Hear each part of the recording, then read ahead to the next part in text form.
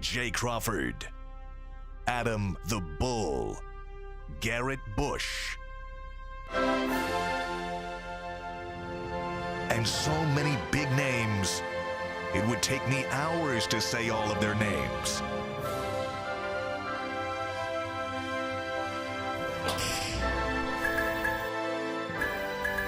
The ultimate Cleveland sports show. Booyah! Hey-oh, now there's an angle. Look at that. That's an angle you don't get to see every day. Look at that. Here we are. Hey, how we doing? We got Anthony getting an appearance today. How's everybody doing today? Great, how about A you? little shell-shocked? Are you shell-shocked right now? Oh, no. I want to shout out to them. I want to shout out to Ian. My man, he gave me this hoodie. What is that? I was Kenny Anderson basketball yeah, showcase? he really does the Kenny Anderson basketball showcase. We was in, I believe, Cuyahoga Community Jail. I think it's the county jail. Okay. Oh, you were there today? That's where you guys met? Last night. Oh. Last night from about 5 to 9. You were speaking to some of the kids in Yeah, there? yeah. How'd that go? Oh, it was great, man. We spoke to the kids. They're not really, I guess, kids. I guess 14 to 22. Yeah. They're housed in different places, Yeah. but man, it was crazy. I was there 4 hours, and I was there. As you could tell, I was running my mouth and talking so much. But some of these kids, man, like good kids, you learn how many situations people be in, and they find themselves, doing tough time. I mean, Where you at, on Highland Hills? Off of Green Road? Yes. Yeah. Over Quincy. Are you on Quincy? Quincy Road, yeah. Okay. And so I was there for 4 hours. What are you saying to them the whole time? Like, what are they asking questions, or are you just talking? Man, I'm just talking to them. So, I was just telling them and just pulling up on them, seeing their circumstances. Everybody in there is either convicted or charged with something bad, like manslaughter, murder, things like that. And some of these kids, They be young, too. they so young. A dude, I talked to a guy, and as we was just giving them advice about how to succeed, just business plans when they get out. Because when you get out, it's just like, okay, you're a convicted felon. You're young. What do you do now? What do you do now? And so we was just talking to some of the kids, and the guy came up to me and was like, yo, he was like, man, I really want to thank you. You gave me a lot of advice and just some, real solid stuff I could use. And they was like, yeah, I'm transferring to prison. So he moving, he already did 5. Right. He about to go, he got to do another 10. Yeah, because he aged out, right? And I'm like, well, just the fact that you got to do 10. And I'm looking at him, and you could tell the young dude is like kind of scared because now he going where the big boys is at. Yeah. He going where, and so I'm just telling him, look, man, you got to go in with a plan. Get your degree, get your education. And I said, you can't think of it like a 10-year bid. You got to think of it like you going in there to get something out of it. Like, don't let the time just go by. Because if you let the time go by, you're going to involve with people you shouldn't. No gang activities.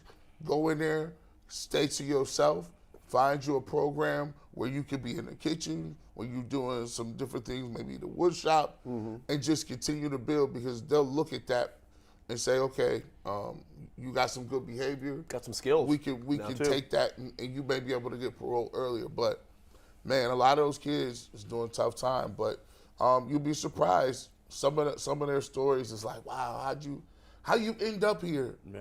How'd you end up here, man? It's so crazy. We weren't planning on talking about that, but that's a great job out of you by doing that, and it probably meant a lot, and you probably made a difference. Not for every kid in there, sure, but it's probably at least a couple of Man, kids. imagine having his positive ass come in and tell you, you'll be fine. You're a great example. Yeah. Right? Like, and I believe without, without getting too far into it, I think there's probably a small percentage of people that, like, have mental issues that are going to put them down a bad road. But I personally believe that the majority of kids, especially, that get in trouble, it has a lot more to do just with their circumstances in life. And it's not an excuse. It's not an excuse. Right. But if you grow up in poverty, if you grow up around gangs, it's harder to get away from that and make good choices than if you grow up in a with a silver cul-de-sac. spoon. Yeah. So. the one guy, it crushed me. He said he was there because his boyfriend or his mom's boyfriend was beating the crap out of her for years. Yeah. And unfortunately, he killed him. And he went to jail for protecting his mom? He got like 15 years. For protecting his mom? Yeah, 15. That sounds wrong. I know this is probably tactless, but on the way out of each of those meetings, did you tell them to watch the Ultimate Cleveland Sports Show? Actually, that's the first. That's a captive audience. That's all I'm saying. They're not going. The first thing they said was like, "Where will we find you?" I will give them credit because they weren't. I said, "Yo, I'll come back." I don't just want to show up one time. Like, there's a lot of things that I could give y'all, like, because I didn't start anywhere from like being big. Right. I just was like on the internet doing stuff. And I evolved into some of these things and it kind of blossomed. But the great thing about them is they do have a music program. I heard a guy rapping and he had a whole like demo. Mm-hmm. It's like he's fire. Like he's legit. He's got stories. UCSS intro song next year. He is legit, man. And then the guy, they got a lot of different programs. Ian is a coordinator and he's gonna have Smush Parker come in. Okay. Was Kenny Anderson? Kenny Anderson. Was he there? He wasn't there, but Kenny Anderson comes in and talks to the kids every year. Mm-hmm. It's like his program. Yeah. He went to my rival high school, Kenny, I think. Are you guys cool now, though?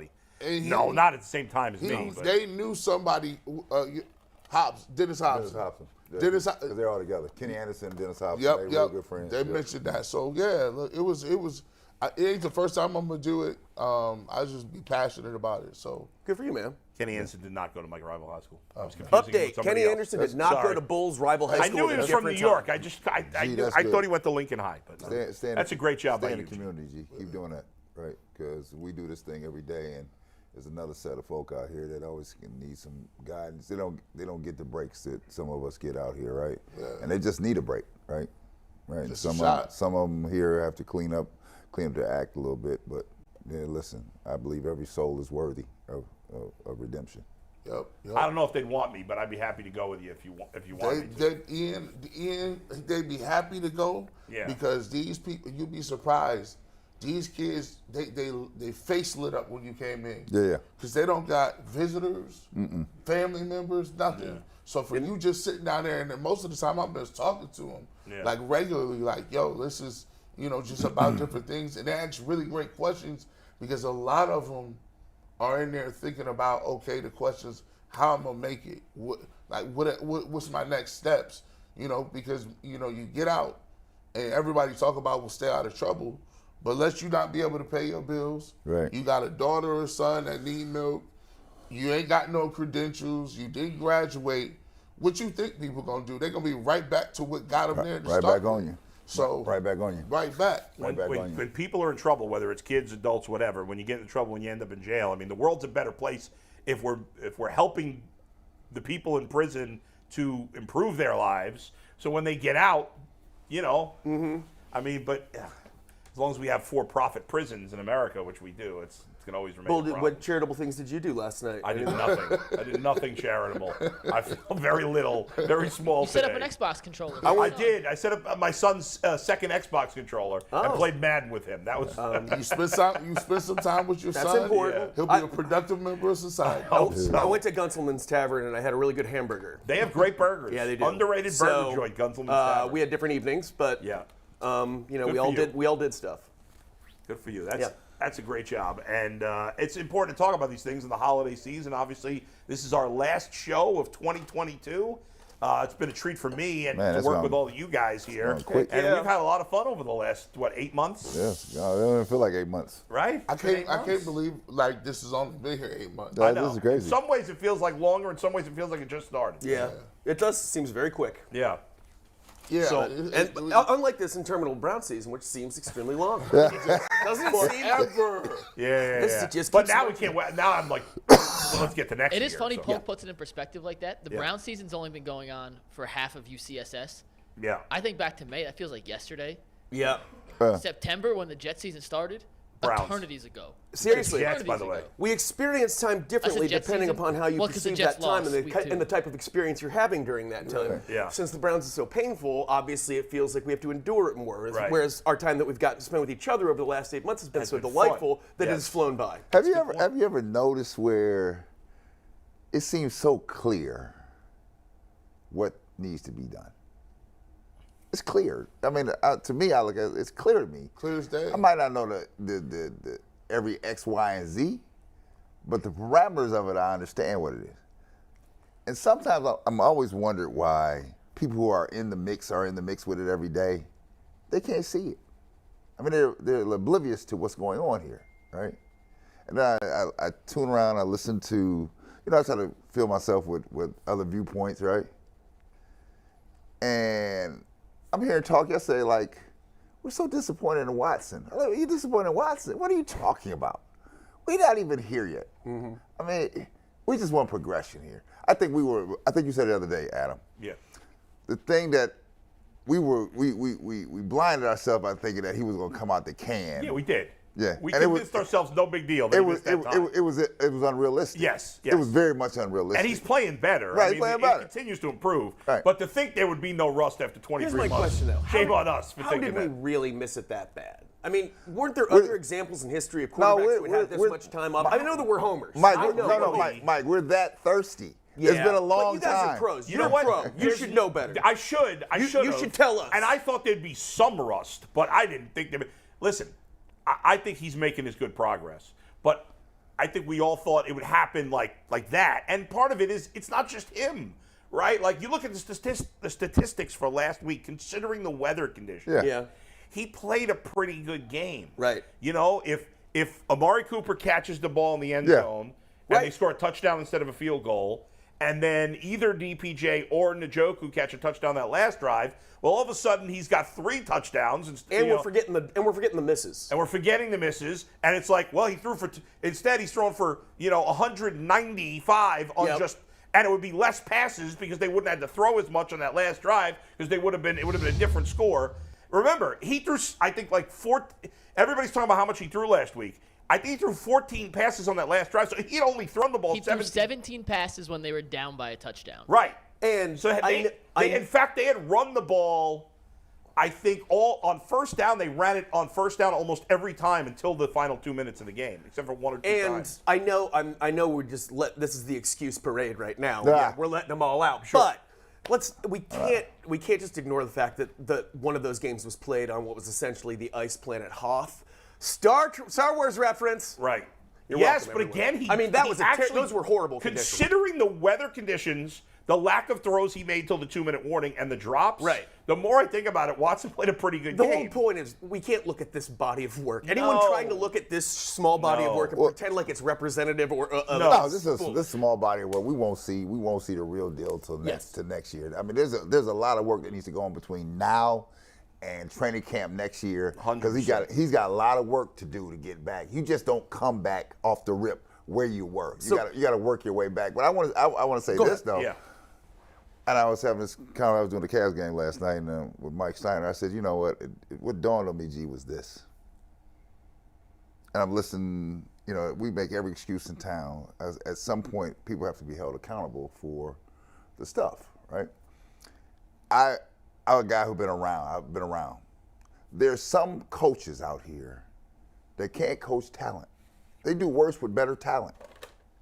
They do best with mediocre talent because they elicit better production on it. Yeah. Guys who have better talent, coaches that have better talent, some of them don't know what to do with it. Now, I played for a guy at Ohio State, Eldon Miller, and that's who got Clark Kellogg to leave St. Joe to go down to Ohio State. And then Clark had a horrendous, what he felt like was horrendous time because they didn't play to his strengths, right? And I'm looking at Stefanski, and I'm saying to myself, you may be better because the years he's had success, they've been with lesser people. Mm-hmm.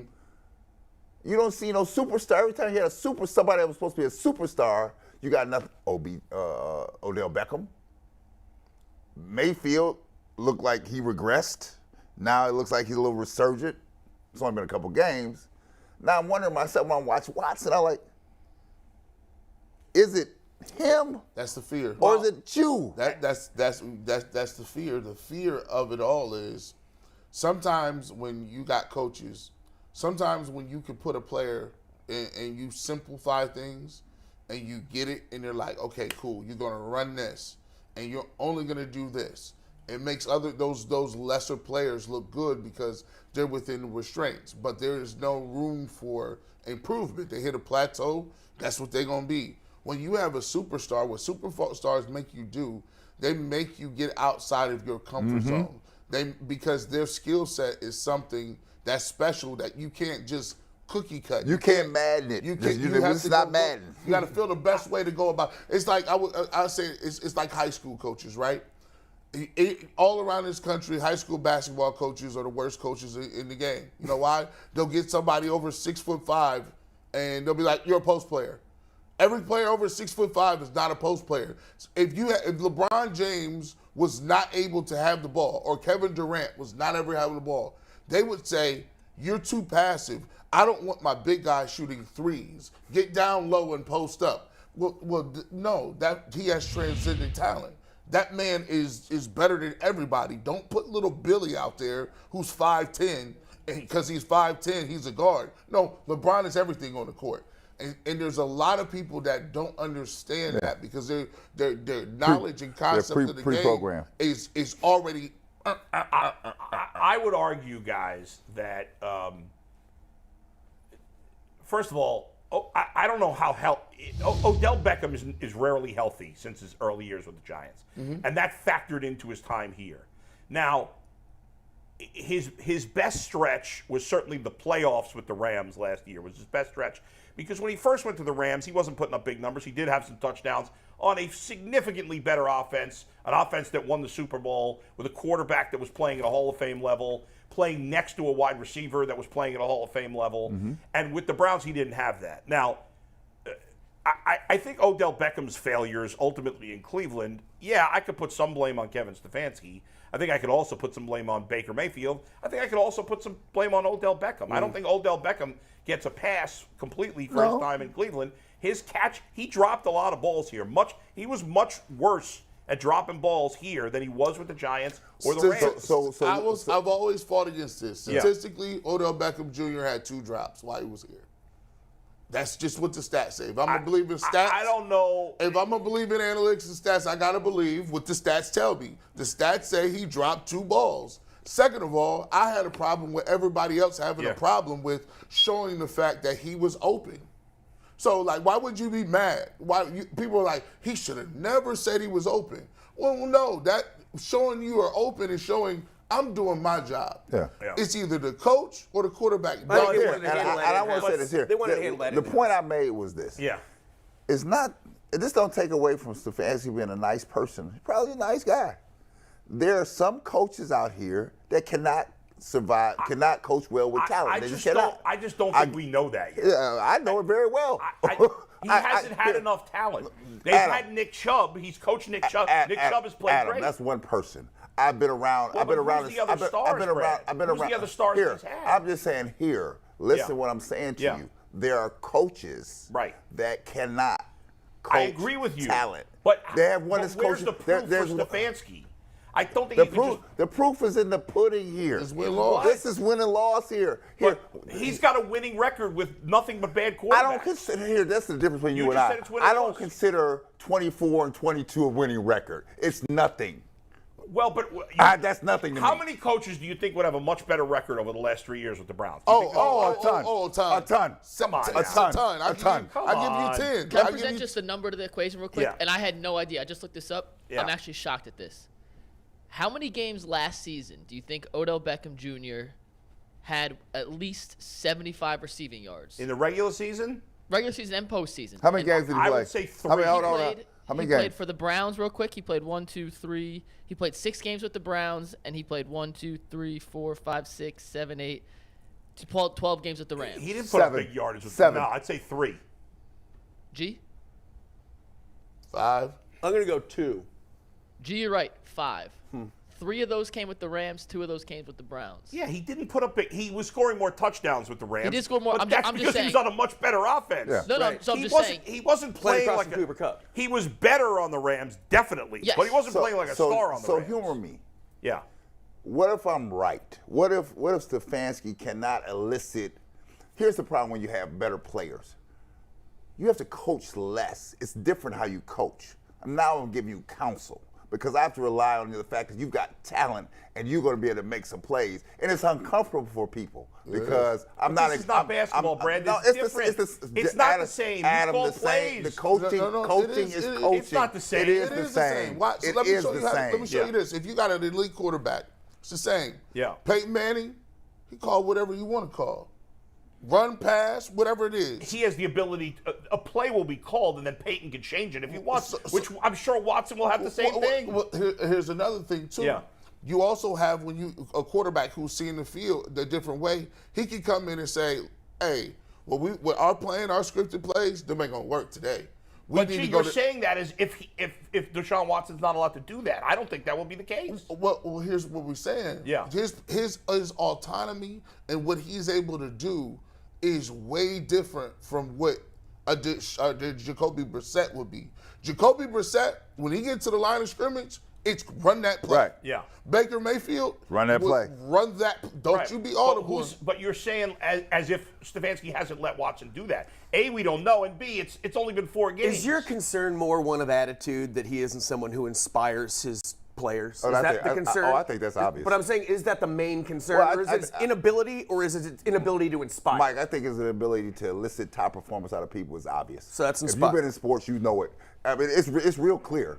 Either you have it or you don't have it, right? You don't. But you said, Bray, he can't coach superstars. He hasn't had many superstars. I'm Who has he had? telling you what I see from. But from I'm trying what to understand it. Well, I'm trying to give it to you. And I'm saying we've had improvement I'm trying to by give the it to you. offense. Yeah. My eyesight tells me that he does not. He works better with lesser talent. That's Who's the great talent that has failed under him? I'm trying to understand that. So let me give you this. Yeah. If you go back and look at the statistics, Jarvis Landry was better under Freddie Kitchens. Odell Beckham Jr. was better under Freddie Kitchens. Nick Chubb, 2 years in a row, we talked about Nick Chubb not getting the ball. Well, here, half of the but season. Odell didn't play a full season under Let me tell you this. And Jarvis Landry's slowly been getting this in here. older. I want you to throw this in here. Yeah. They just wasted Kareem Hunt. Kareem they Hunt wasted was him. a no-show. They wasted him. I don't understand. Kareem Hunt's a number 2 running back. What do you want to do? How much do you want to They play him? wasted the talent of Kareem Hunt. They didn't even try to use him But in you even conjunction. agreed with me that he has clearly lost a step. But it seemed pretty obvious this year. But here's the thing. Yeah. That's like being like, well, my car didn't start, but you didn't have it in the garage for 2 summers. Right. You got to use it, bro. But they did use him. He played plenty the last couple of years. No, he Gee, didn't. how many? You No, had he Nick did Chubb. not. How many carries So, did you expect him we- to get? We talked about Chubb and Hunt in the backfield multiple We will times. see when Chubb and Hunt had more carries than any backfield tandem in the league. I'm talking about this year. I'm talking about in conjunction same in the time, Denise, I backfield think. the same time. You use it. It was popular. They get 7 yards. They leave it alone. That's unequivocal. That's facts. That's an argument. Whether you should use them together or not is a fair argument, and I agree with you. I would like to seen it, but in total, they did play a lot, and they combined for more carries than any running backs in the league. That's a fact too. Here's what I'm looking at. What I'm looking at when you look at Kevin Stefanski, Yeah, a 500 record or being decent, that's not good enough. 25-23 is not a good record. That is not championship level. No, agreed. It's got to be better. And so, much better. It's mediocre. Agreed. It's what it Agreed, is. guys. It's mediocre. Okay, Right. but he's had mediocre But talent at quarterback. Here, let me tell you something. Would you call this quarterback situation ideal this year for him? I mean, that's not a great situation. This is what I hate about this town, right? Call a spade, right? I played for a coach. Let me tell you what the Bulls did, Adam. Yeah. We went to the Eastern Conference Final, 1 game away from playing the Lakers in the championship. 2 weeks later, they fired Doug Collins. You out of here. Why? Because they felt like he couldn't get us over And the how hump. many years did he have Michael Jordan before that happened? How many years? 3 years that I was there. Okay. Well, they don't have Michael Jordan. No, but now they do. Hold on. Now they do. No. You missing my point again. My point is organizations Right. have to have the pulse. Right. The fingertip on the pulse, right? And if it doesn't pop, don't cloud yourself to be like, well, I'm getting this is another year. You could have said the same thing about the Bengals after 2 years with Zach Taylor. Every Bengal fan wanted him fired. Now he's a genius. They go, why? Because he got Joe Burrow. He's not a better coach. He got Joe Burrow. Let me ask you, the same team that got to the Eastern Conference Finals, right? Yeah. Is the same team that ended up winning the championship. Right. It wasn't no more additions coming, right? It was the same players, right? Right. What Phil did came in and said, listen, I'm going to give you, Scotty, and you, Mike, and Horace some more autonomy. I'm going to sit here. Where Doug was trying to manage everybody's goal. This is what you do. You got to fit into this slot. You're assuming that Deshaun Watson's not going to have any autonomy, and I'm assuming that's not the case. All I'm assuming is what I see. But what do you see? I don't see much. So you want him fired? You want him fired? I want him gone. For sure. Okay. Yeah. That's right. I don't want him fired. Right. The scenario that I see before my eyes, Mike, tells me that there needs to be a change coming. Right? Okay. I'm not a guy that just wants to make a change for a change. It, right. But that's all the Browns have done is make change. But sometimes, for 50 Adam, years. when you're the CEO at the top, you have to make a change. I think in the end for me, okay, and I've been the first one in this town for years screaming, fire this guy, fire that guy, always. I wanted Hugh out. I wanted Judd out. I wanted Shermer out. I wanted them all out. And with Stefanski, do I think Stefanski's an elite coach? I don't. But I don't think there's that many elite coaches. Yeah. And I think a lot of coaches get better as time goes on. Now, I think Kevin Stefanski's good enough. And I think working with Watson and having Watson for a full year, he will be good enough and he will do a good job and he will turn it around next year. Obviously, I could be wrong. None of us know that for sure. If I thought there was a clear answer for a better head coach, I would definitely be open to it, but I don't think there is. So I'm not speaking solely with Watson. Yeah. There's the management or the organization. He has failed to manage Joe Woods and the defense. He's failed to be the CEO of this team. That's fair. He has. That's right? fair. It is time. Here, let me tell you something. It is time that if you want to be, because you have a small window here. I don't believe that. I think that's getting talked about a lot. I think Chubb window closes. I don't care. It doesn't matter. They're going to win a championship based on Deshaun Watson. That's the bottom line. No. You can't boil it down to that. You can't boil it down to that. No, but here's my point, G. When you have a quarterback like Deshaun Watson, if your team is smart around him, now it's fair to argue the Browns are not smart around him, I mean in terms of management. But if you have a good team, if you have a good organization, and you have an elite quarterback, which I believe Deshaun Watson is and will be by next year, your window should never close as long as he's playing at an elite level. That doesn't mean you don't have to have good talent around him. But the opportunity is always there. The opportunity should always be there for you to win as long as you have an elite quarterback. So it shouldn't be a 3-year window. If you make the necessary moves. Yes, absolutely. And guess what? They have shown that they are not even competent about making those necessary moves. So are we getting rid of the entire organization now, except Deshaun Watson, and rebuilding around him and Jimmy Haslam? I think this front office is not a failure, but it's not great. I think it's in the middle. I'm asking for calls of action. I'm not even into the front. Here, the calls of action, the coaches have got to go. Okay, just straight up, as a player, they got to go, right? They got to go. Right? GM stays. I won't even get to the front office. Okay. I'm just staying right here on the field from what my eyes show me and tell me, right? And my league, my knowledge of being around somebody that knows how to elicit that out of people. He does not have it. I told people, you go back and rewind every single tape I said, and I told Kevin Stefanski this last year. You said it was Odell Beckham. You got rid of him. We rode with you. We then said you shouldn't play Baker Mayfield because he's hurt. Guess what? You said it was Baker. You got rid of him.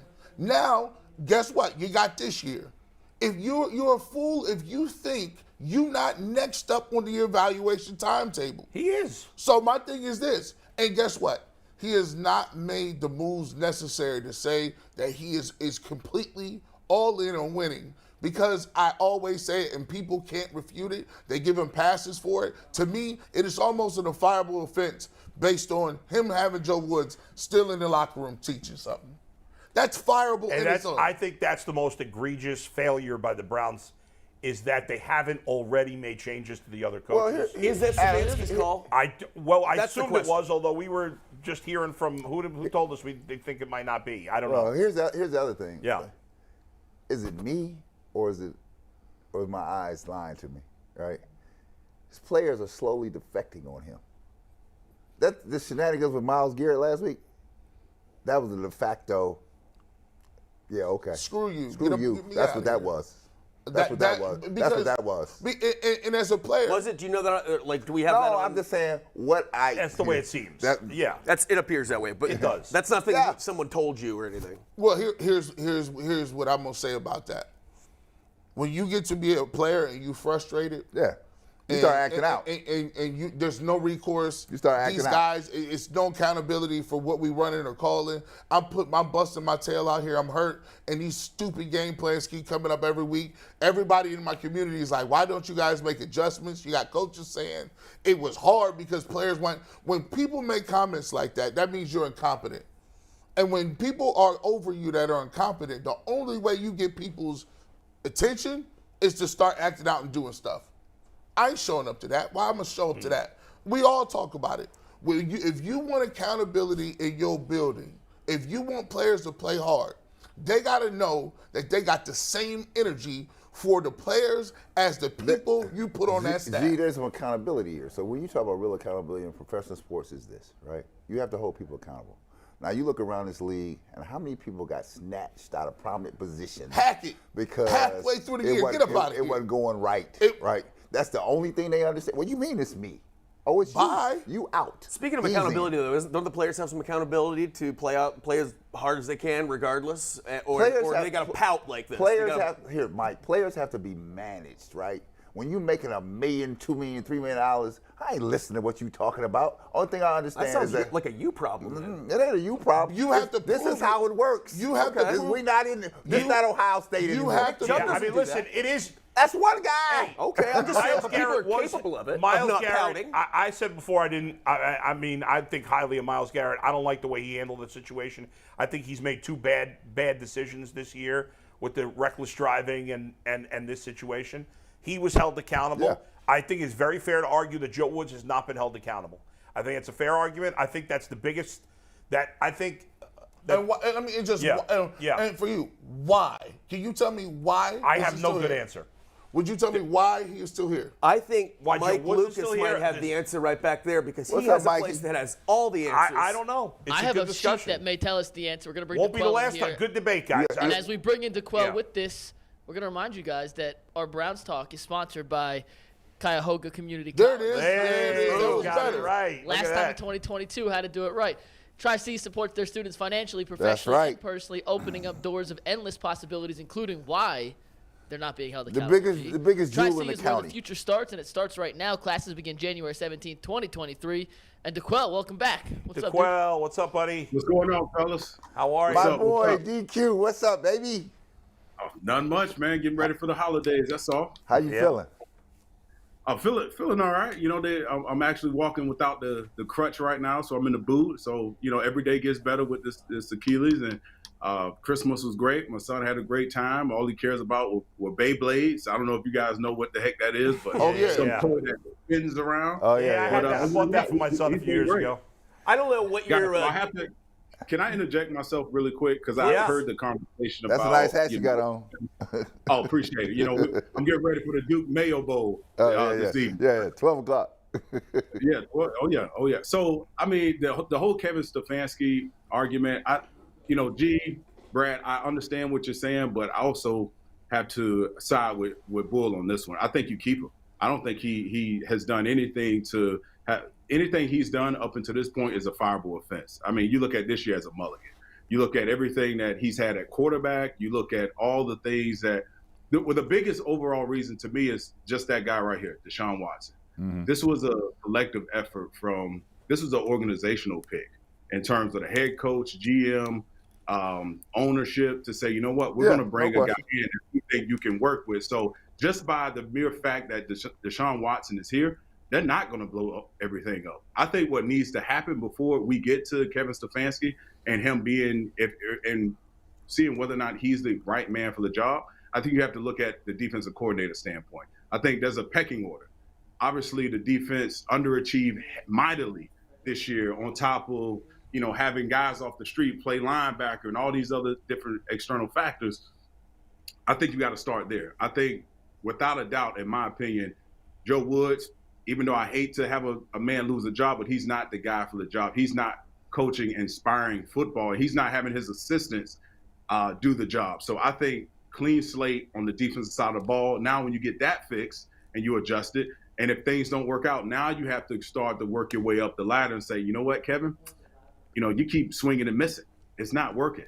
But I don't think we're there just yet. I think right now with the defense underachieving, we're going to have to see an full offseason with Deshaun Watson, Amari Cooper. They're already talking about getting together in the offseason. So, and the whole Deshaun Watson, I just think this experiment needs another year for us to make a definitive answer whether or not Kevin Stefanski. I will say this because I want to ask DQwell something too. So my thing is, in my heart of hearts, do I think they get rid of Stefanski? No. For some of the reasons that you just named. But Kevin Stefanski, in my opinion, has set himself up to lose credibility. He has set himself up to give himself a more difficult time than needs to be. For me, I'm confused why you wouldn't be proactive as a head coach to get your other guys to buy in and say, look, when I say this ain't acceptable, our goal is Super Bowl. What we doing on defense is for lack of better terms, piss poor. And I don't care if you're my brother over there, if you're my cousin or my mama over there coaching. That ain't good enough. We can't do it. You're going to fire your own mom? Yes. Heartbeat. Bye, Mom. Bye. You're not doing the job. I want to win. Thanksgiving, so awkward. I want to win at the highest levels. I don't care about nothing else. Yes. Ever. That's all I care about. So if you're not going to be there to get me there, I need to show my players that if you ain't in your gap, I will fire you too. If you're not doing what you're supposed to do, I will get rid of you too. And so for me, when you let them sit there, in a way, ain't that really you throwing games? If you know somebody's over there and you can't win and your offense is great, ain't that like literally putting your head and saying, I'm going to imagine this isn't happening and I wait to handle it when it's more convenient? Yeah, that's the Cleveland way. All right. You know what? Listen, I don't disagree with anything you said. I think it's all – I've seen, teams orchestrate that in a different manner. Like, for instance, when I was in with the Colts in I almost said New England, Indianapolis, Chuck Pagano. If you ever met Chuck Pagano is the nicest guy you ever meet. He doesn't allow any of his coaches to scream. And the way they constructed the coaching staff was my defensive coordinator at the time, he was a screamer. He was a guy who played in the league for 11 years. He played linebacker for 11 years, been a coordinator throughout his career. He was credentialed, so all of us players gave him instant credibility. So Chuck would let him do his thing, right? Mm-hmm. And so he did his thing, and Chuck kind of delegated. I think what Kevin Stefanski needs to do, and we've talked about it before on this show, he spends so much time with the offense. I think hearing the fact that, his defense had underachieved when we all thought, just by namesake on paper, that this side of the ball would have been exponentially better. I think you have to be clued into, when you go self-evaluate yourself after the season, what do I need to do better as a head coach? Well, I know for a fact as a player, if I saw my head coach in a meeting, in a position meeting room, or the room where the defensive coordinator is going over the new install, it brought a new level of sense of accountability. Yeah. I think he has. I don't know if he's not doing that. Clearly, he's not doing that because it would raise the level from a coaching standpoint, player standpoint. I think he has to relegate his time a lot better to get through. If he's going to be the offensive play caller, you got to figure out ways to divide yourself up and make sure every side of the ball is doing what they need to do. Fair. But I think in this case, Kevin Stefanski, I get it. He has to take the brunt of the blame, and rightfully so.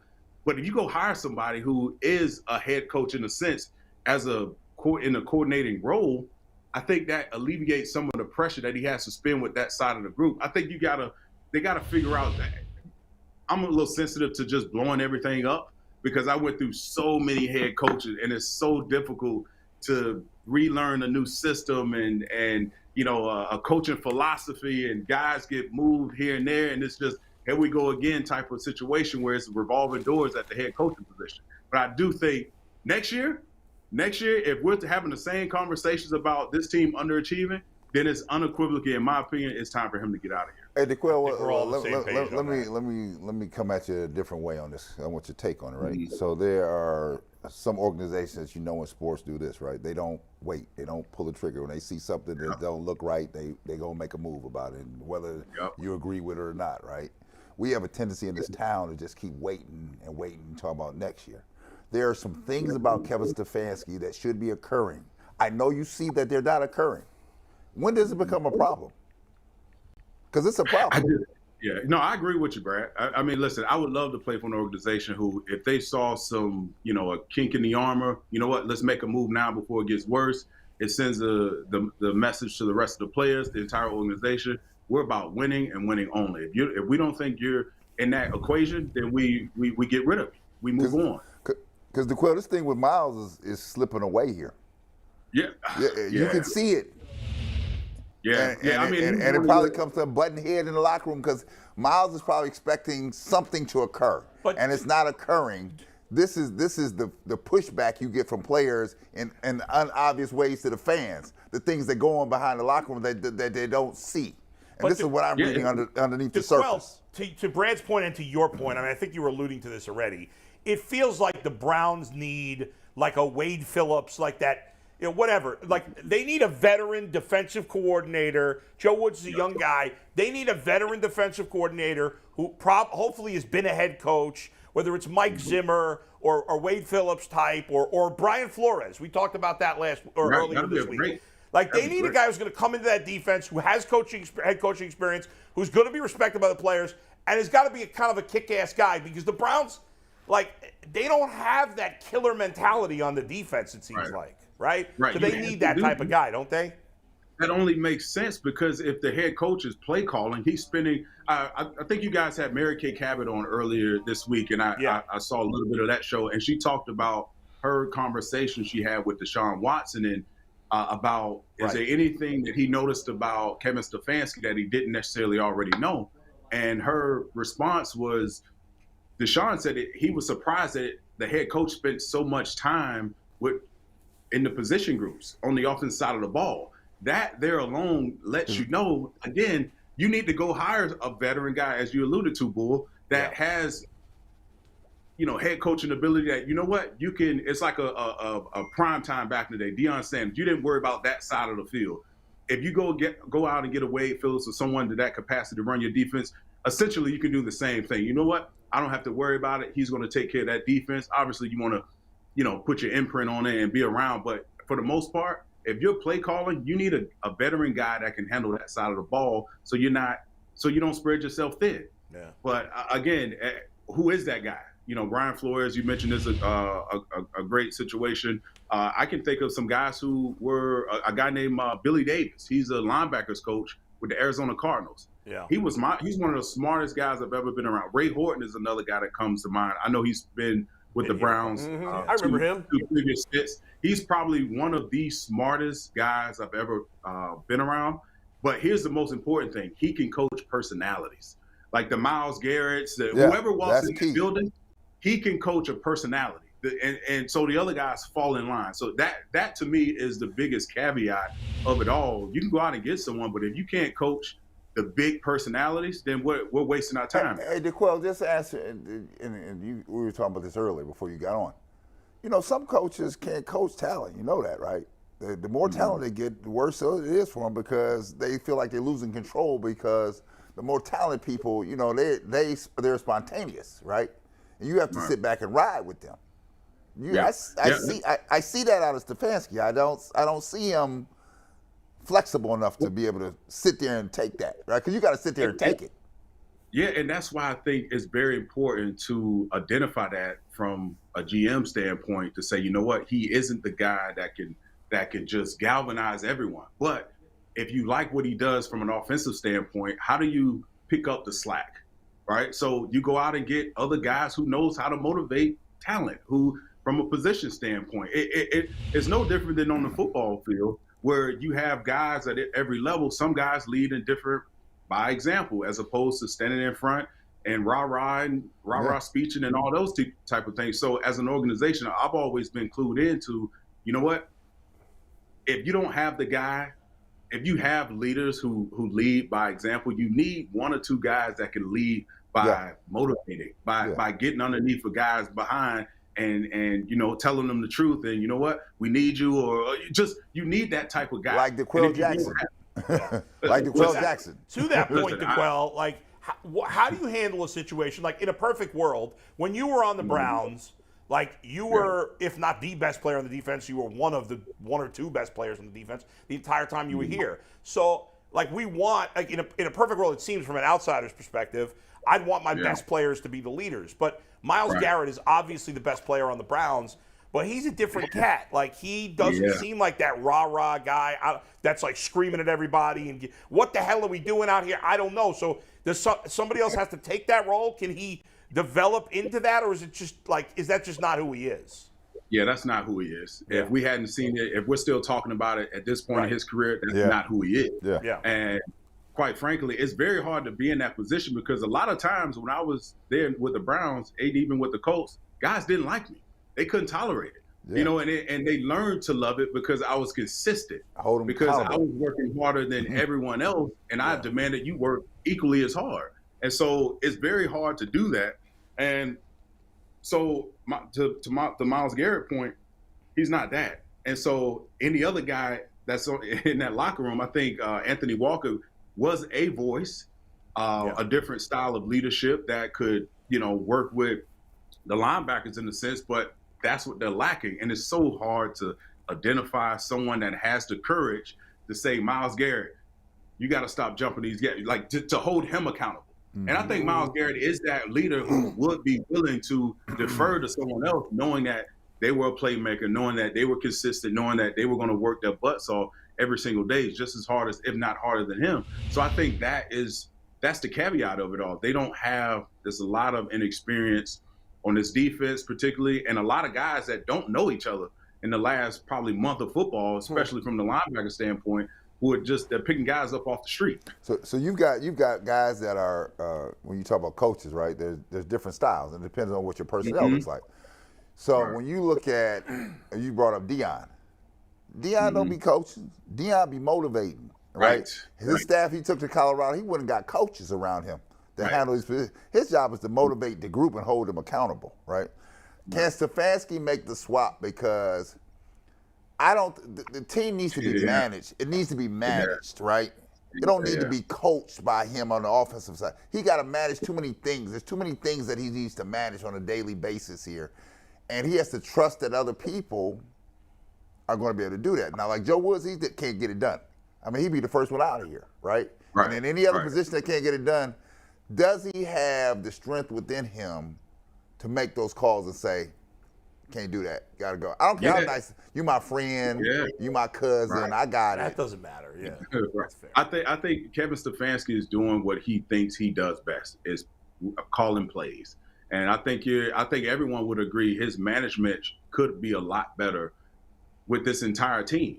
And if you strip that title from him, if he goes out and gets an offensive coordinator, now what is he doing? I don't think anyone wants him to coaching and motivate. I don't think that's his strong suit. That's his strong set. But, I mean, what do we have? I mean, they made a long-term investment in Deshaun Watson, so they're going to see this through at least for another year, just to see what style of offense we're going to run, because that's a whole other ballgame. Are we sure Tito can't coach football as well? I mean, the baseball's over, and then he can just come in. DQwell, I got a question for you about football this week. This is the first game that these Browns are going in knowing that they are statistically eliminated for certain from the playoffs. Not to bring up old stuff, but you had a few of these games where you went in knowing that you were statistically eliminated from the playoffs. How's the mentality different? And I don't think it's fair to go by you because of what you are, but the mentality of the locker room typically of people not like you. What was it like going into a game like this? And I mean, I know that might not hold true with every team, but from your experience. No, it's a great question because you hold your breath because guys know they're out of playoff contention. You only have a handful or 2 games left, and guys are looking at what they're doing in the offseason right now. I'll just call a spade, it's so hard from a leader standpoint, from a coach standpoint, to try to motivate these guys to go out and play within the scheme. There's going to be a lot of big plays. There's going to be a lot of missed assignments. It's just the nature of the beast because you strain for so long, and then you finally realize, you know what? I'm just playing for my reputation. I'm playing for my name on my back. Now front office is looking at who are the guys who's going to be able to compartmentalize going out and playing really good, solid football from an individual standpoint. I know for me personally, I had to lock in because I wasn't the fastest, tallest, strongest. I understood my situation. So for me, that was a moment for me to always stand out. But a lot of guys can't take that mentality, and it's like I said, it's going to be rough. We've seen some bad football out of this team. Hopefully, offensively, Deshaun Watson, he's motivated because he's trying to show a glimmer of his old self from, to justify this big contract. So there's going to be a lot of moving pieces, and it's not an easy situation to play in, be a coach or a player. This got brought up yesterday. Me and Bull was talking about it. People looked at me crazy. They was like, hey, man, you got some trade assets. The only one you got is Nick Chubb. Now, I do things to do. I'm tongue-in-cheek about a lot of different things. But I will say this. I've heard you and Leroy and Didi and Tim and everybody say in the media, hey, $230 million. It's about getting Watson together. It's about getting him tightened up. It's about him. If you got him, you got a chance. Well, I'm looking around at some of the pieces and parts. And if you're going to have 230 and you got the Lamborghini out there, he needs some shoes. He needs some rent. And no liability insurance. You need full coverage on that. You know what I'm saying? Don't not get the windows tinted and soup that thing up. And I'm looking the rims. at What about the rims? we the Pirellis. We gotta get the Pirellis. You know what it is? All the things. All of the fixings. So I'm looking at his weapons, and I need me another piece. Yeah. Do you believe the Browns are going to put the priority on defensive tackle, which they need one in a worse way? But doggone it, if you want to see the best of Deshaun Watson, I feel you need another toy. You need for us to make it look right. You need a toy. A DJ Metcalf and put him with Cooper and DPJ. And now Stefanski, you can't screw that up. There ain't no possible way. Don't put that in the air. Throw that out there. What you think? No, you're exactly right. If I had a choice, as much as I love beefing up the defense side of the ball, I think you have to make the investment towards your $230 million investment. I think you need a slot receiver. You need another chain mover. That third down, guy in the slot that can get open and cause, confusion for a nickelback in defenses. So I think you have to address it because $230 million, as you said, he needs some toys. He needs great insurance, as you said. So I think they make a play. Obviously, defensive tackle is a huge priority, but you're going to have to get some weapons, some speed on that offense to help Deshaun Watson. And I think we're going to see a completely different offense next year. Give him the time in the offseason, and hopefully it helps. Nick Chubb. We don't run him into the ground, so we see the best of his years to come, and we don't run him to the ground. So it's going to be interesting to see how this draft unfolds and what this team identifies as being a weakness or how they can help themselves. DQwell, I agree with you. I'm curious. When obviously you're on the Browns the beginning of your career. You play with one crappy quarterback after the next. You go to Indianapolis and you play with Andrew Luck, who's a great quarterback. Obviously, he retired early, but you played with him your first year. You go to the playoffs with him. He gets hurt the next year. When you're playing, the Browns have never had a great quarterback. Bernie Kosar was the closest thing we've had to a great quarterback. He was great, but that's 100 years ago at this point, right? Right. So Deshaun Watson is the best, may end up being, I think he will be, I'm going to be optimistic about it, the best quarterback in Browns franchise history, at least in my lifetime. That's what I'm expecting because that's what he was in Houston. Right. When you get to play with Deshaun, what is it like as for the rest of the players to play with a Deshaun Watson, to play with an Andrew Luck, as opposed to playing with the schlubs he played with in Cleveland? Does it make everybody better? And just knowing that you have the guy finally? Hell yeah, it does. It's like you're always fed the best meal at dinner. You know, you're never unfed. And it was a stark difference. And it took me a half a year to realize, playing with Andrew Luck and playing with all these, the other, carousel of quarterbacks in Cleveland, just how much a quarterback means to a franchise. And just, it's hard to really put it into word. You're never out. And I don't know how as easy as it is for me to say that, but no matter if you're close, there was a sense of in Indianapolis that we were going to win the game, as opposed to in Cleveland, if we were close, I hate to say it, but it was like, oh, here we go again type of mentality. It was a losing mentality. And whether it was a human nature for you to go down that route, but completely different playing with Andrew Luck, and it permeates through the entire organization. Defensively, you understand, you know what? If I get a lead, if you're Myles Garrett or someone that's a pass rusher, oh man, my sack total should go up. And, just all these type of different stats go up. I had one of my best statistical years my first year with the Colts. I had 5.5 sacks. I had never had 5.5 sacks with the Browns. Why? Because we were playing with really big leads. Yep. So, it just opens up.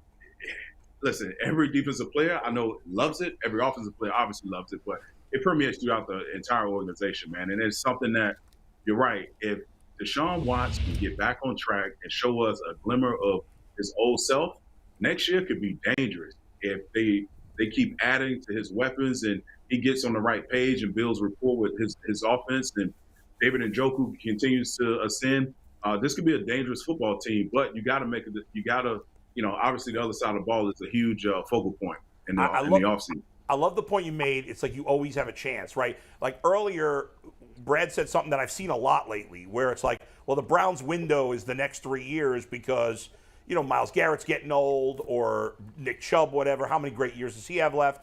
But in my mind, when you have Deshaun Watson, when you have Joe Burrow, when you have Patrick Mahomes, when you have Peyton Manning of your era, Tom Brady, those quarterbacks, like my window should never be closed. The organization, has to be smart with how they spend their money and keep putting decent players around him. But there's much more margin for error. I don't like to win, to get to the Super Bowl with somebody like Jimmy Garoppolo or Baker Mayfield or somebody like that. Like, the rest of the team's got to be perfect. But I don't have to be perfect around Deshaun Watson. I got to be good. I can't be terrible. But I don't have to be as good around him. Yeah, you want the key receivers. But, like, my window should never close if I have Deshaun Watson or one of those guys as a quarterback. That's how I look at it as a fan. Do you look at it that way?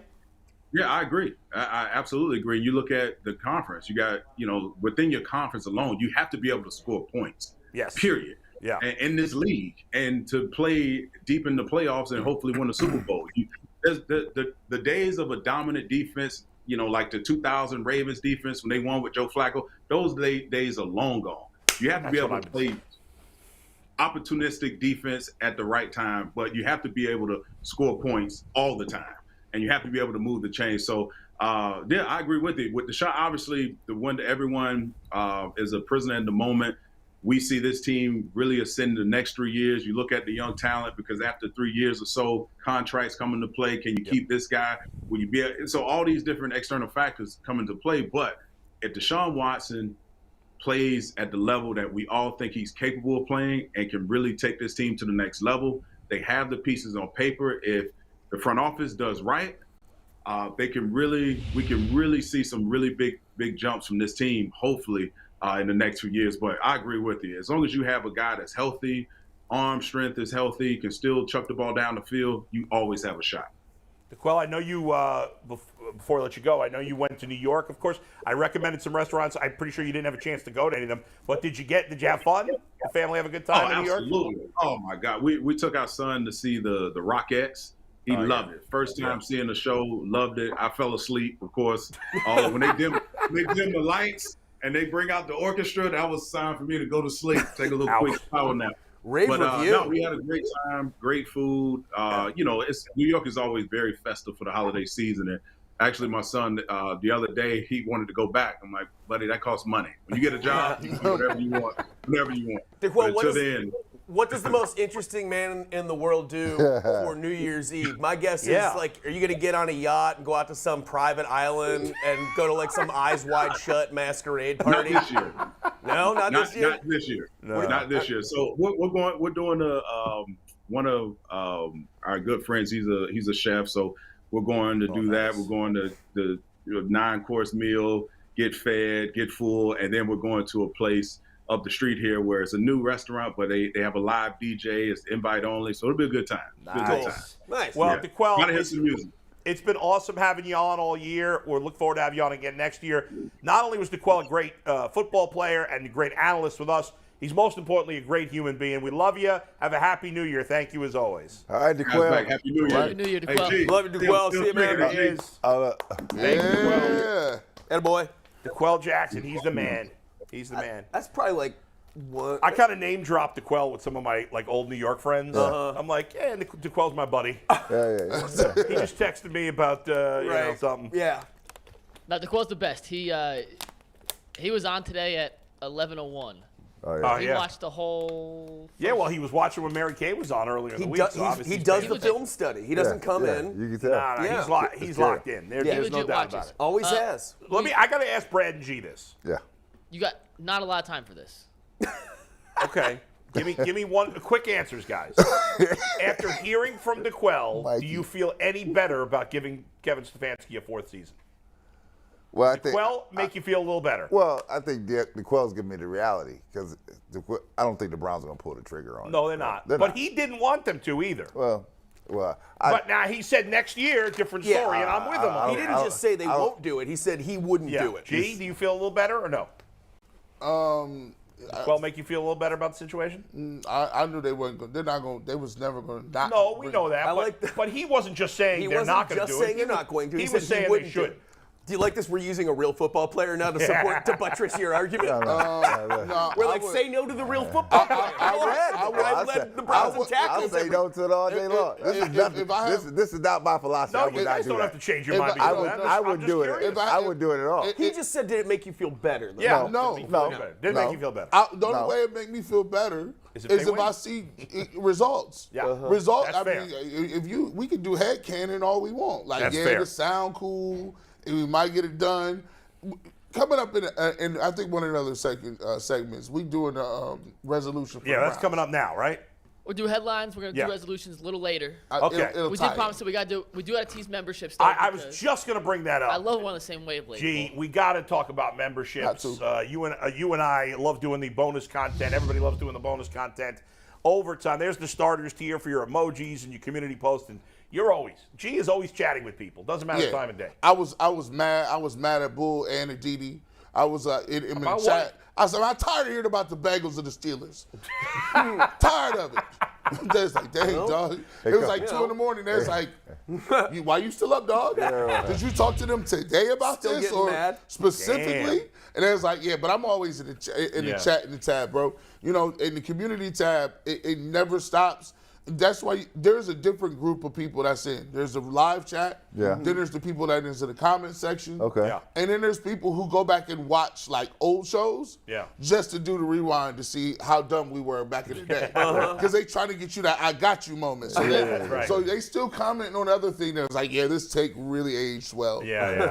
But man, we got the bonus coverage. We got the overtime show. Which we got 2 more shows of that. Those have been really successful. So what's the starter tier, G? Starter tier is $199. You get the badges. Jason Lloyd got badges now. The coaches tier is $499. That's and the by the bonus way, content right there. And by the way, they working on the offseason when the offseason comes on more ways to interact with you guys. That's right. We might be doing a bunch of other stuff we can't tell you yet because you'll be mad if we don't do it. Although we interact, you and I especially interact with people on Twitter, certainly. Now, let me ask a question. Let's talk about the Bengals here for a minute. No, I'm just kidding. Mike, what do we got going on? Let's do some headlines here, We're going to do headlines. Polk, we have yours. We just didn't have time to make it. So we're going to verbally do a Polk headline. But we do have Brad's. All right, let's go with Brad. Let's start with Brad. Bring it up, baby. Look, isn't this nice? Browns take command in the DMV. For those who don't know the DMV, that's D.C., Maryland, Virginia area, better known as the nation's capital, right? So the Browns are taking command of the Commanders, right? And then for all all these people panicking in Cleveland. Calm down. Watson allows you to breathe a sigh of relief because he's starting to look like himself. So everybody just relax. All right. Nice. Well, all right, good. First thing I think of when I hear DMV is Patrick Ewing. That's the first name that comes to mind for me. Patrick from Georgetown? Yeah. I think of the Department of Motor Vehicles. Because I remember when I was a kid. Just so you know, that's what came to my mind. When I was a kid, I was a big St. John's basketball fan. My best friend was a Georgetown fan, and then we had another good friend who was a Syracuse fan. And in those days, all three were good. And now they all suck. The DMV. Well, Syracuse is all right. The St. John's and Georgetown suck now. But we used to get it. Yeah, because if you live up in that area, that's what they refer to that area. Shout out to the Berry Farms Park. They refer to DMV. If you're not, if you're down in the Baltimore area, you know where Berry Farms is. People get buckets down there, bro. All right. Really narrow shout out. My headline is, you guys might not like it, it's not quite as positive. Yeah. Browns still shitty in Capital City. Damn. Here's the thing, guys. I don't like the trajectory of this team currently. I don't like the mood. I do think they'll get it together for the last game of the season. I do believe that, and that's going to be and that'll give us all hope. But I think we got one more week of just disorder, chaos, and a bunch of young players knowing that they're not playing for anything. I would have thought, Poke, you would have been more optimistic. No, I know, I'm not. I'm just not feeling it this week.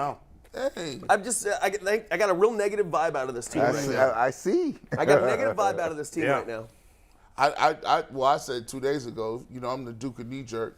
Yeah, gee. You are. I'm like, bro, I don't like nothing about the Browns. It was a day I just didn't like nothing. Like the socks, the pants.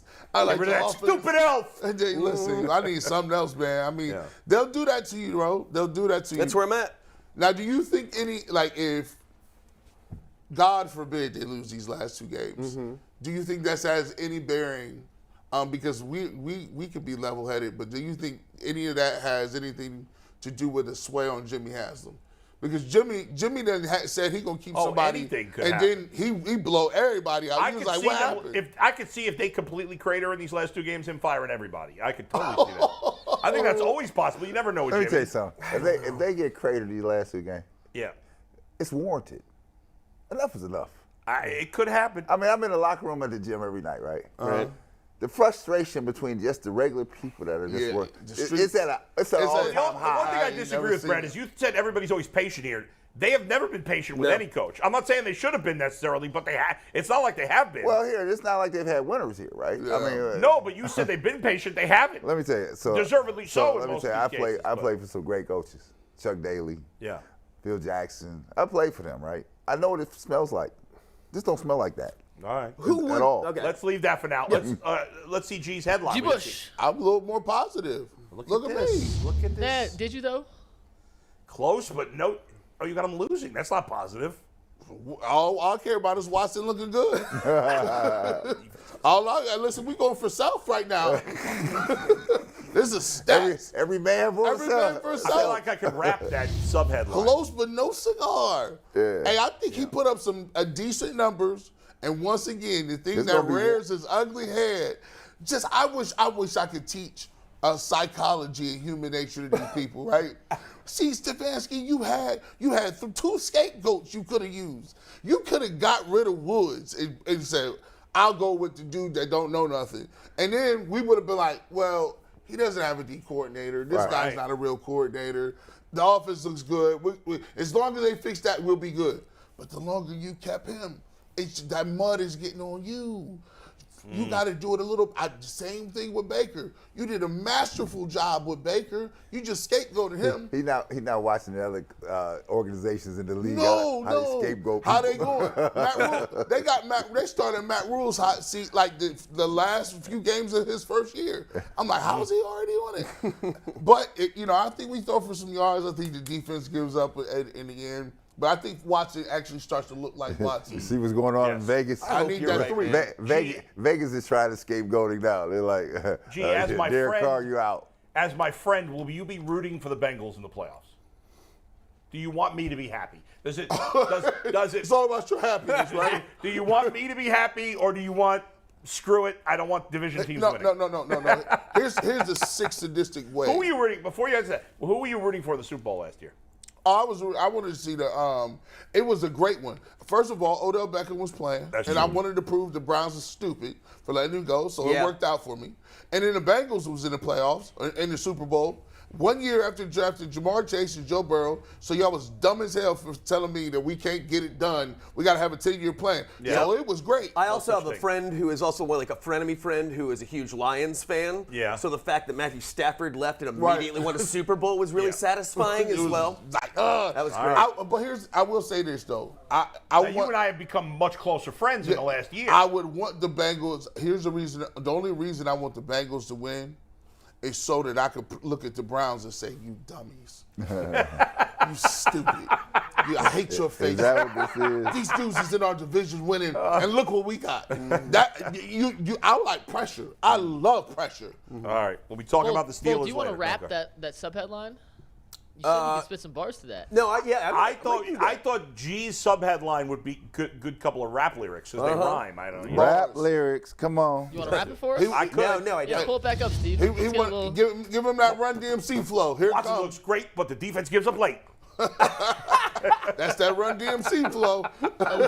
Elite. All right, Bo, you ready for yours? Remember when Aerosmith? By the way, remember when Aerosmith and Run DMC came together? Walk this way. Yeah, that was awesome. Walk I love this that. I way. hate that flow. Well, You didn't like I know. that? No. Of course not. awesome. Of course not, but that's not the point. It was an important cultural moment. Yes, it was. You'll recognize It was cool. Yes, I like music where people die in it.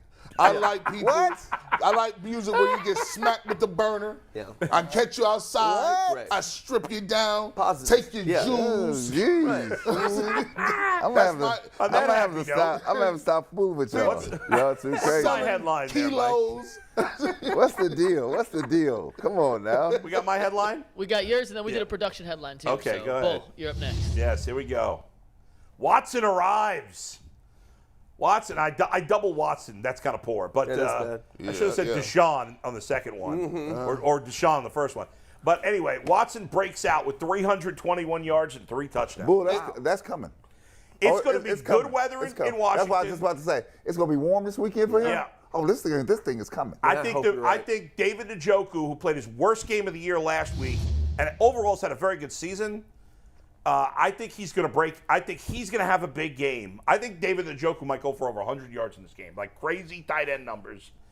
Mikey, bring up those receiving yards again. I want to see what everybody I think it's going to be a big game for the offense. I think the whole offense is going to play well. I think Nick Chubb has. I think everybody in the offense is having a good day. All they need is 2. If they get 2 games where he throw for 300. And that's through 16 games. That's a typo on mine. 300.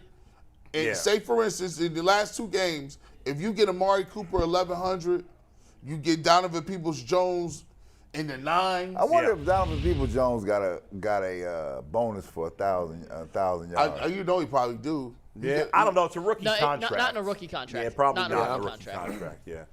All right, let's do the production team headline. So everyone did Watson headlines. So we went a little different. We went with the ultimate loser. Snyder in command can't even beat the Browns in the battle of the 2 worst. Why would that owners be in a football. headline in Cleveland? Well, we changed it up. We went the Washington headline. Just trying to be creative. Just trying to do a little something different. Yeah, let's stretch out, man. Creatively. Snyder and Haslam might be the 2 most hated owners. Oh yeah, they was in going in on the DMV yesterday because they were like, wait a minute now, we going back to Carson Wentz who give us a chance of winning nothing. I said, at least with Taylor Heineke, we had a heartbeat. We got a chance to make the playoffs. Now we're going back to Wentz. They both suck. That's what they were saying. If Jimmy Haslam, people around here want Jimmy Haslam to sell the team so bad. Yeah. If Jimmy Haslam, they made him sell the team, but the only person that would get the team was Daniel Snyder. Would you if the NFL forced Daniel Snyder to sell the Commanders only to buy the Browns? Right. Do you?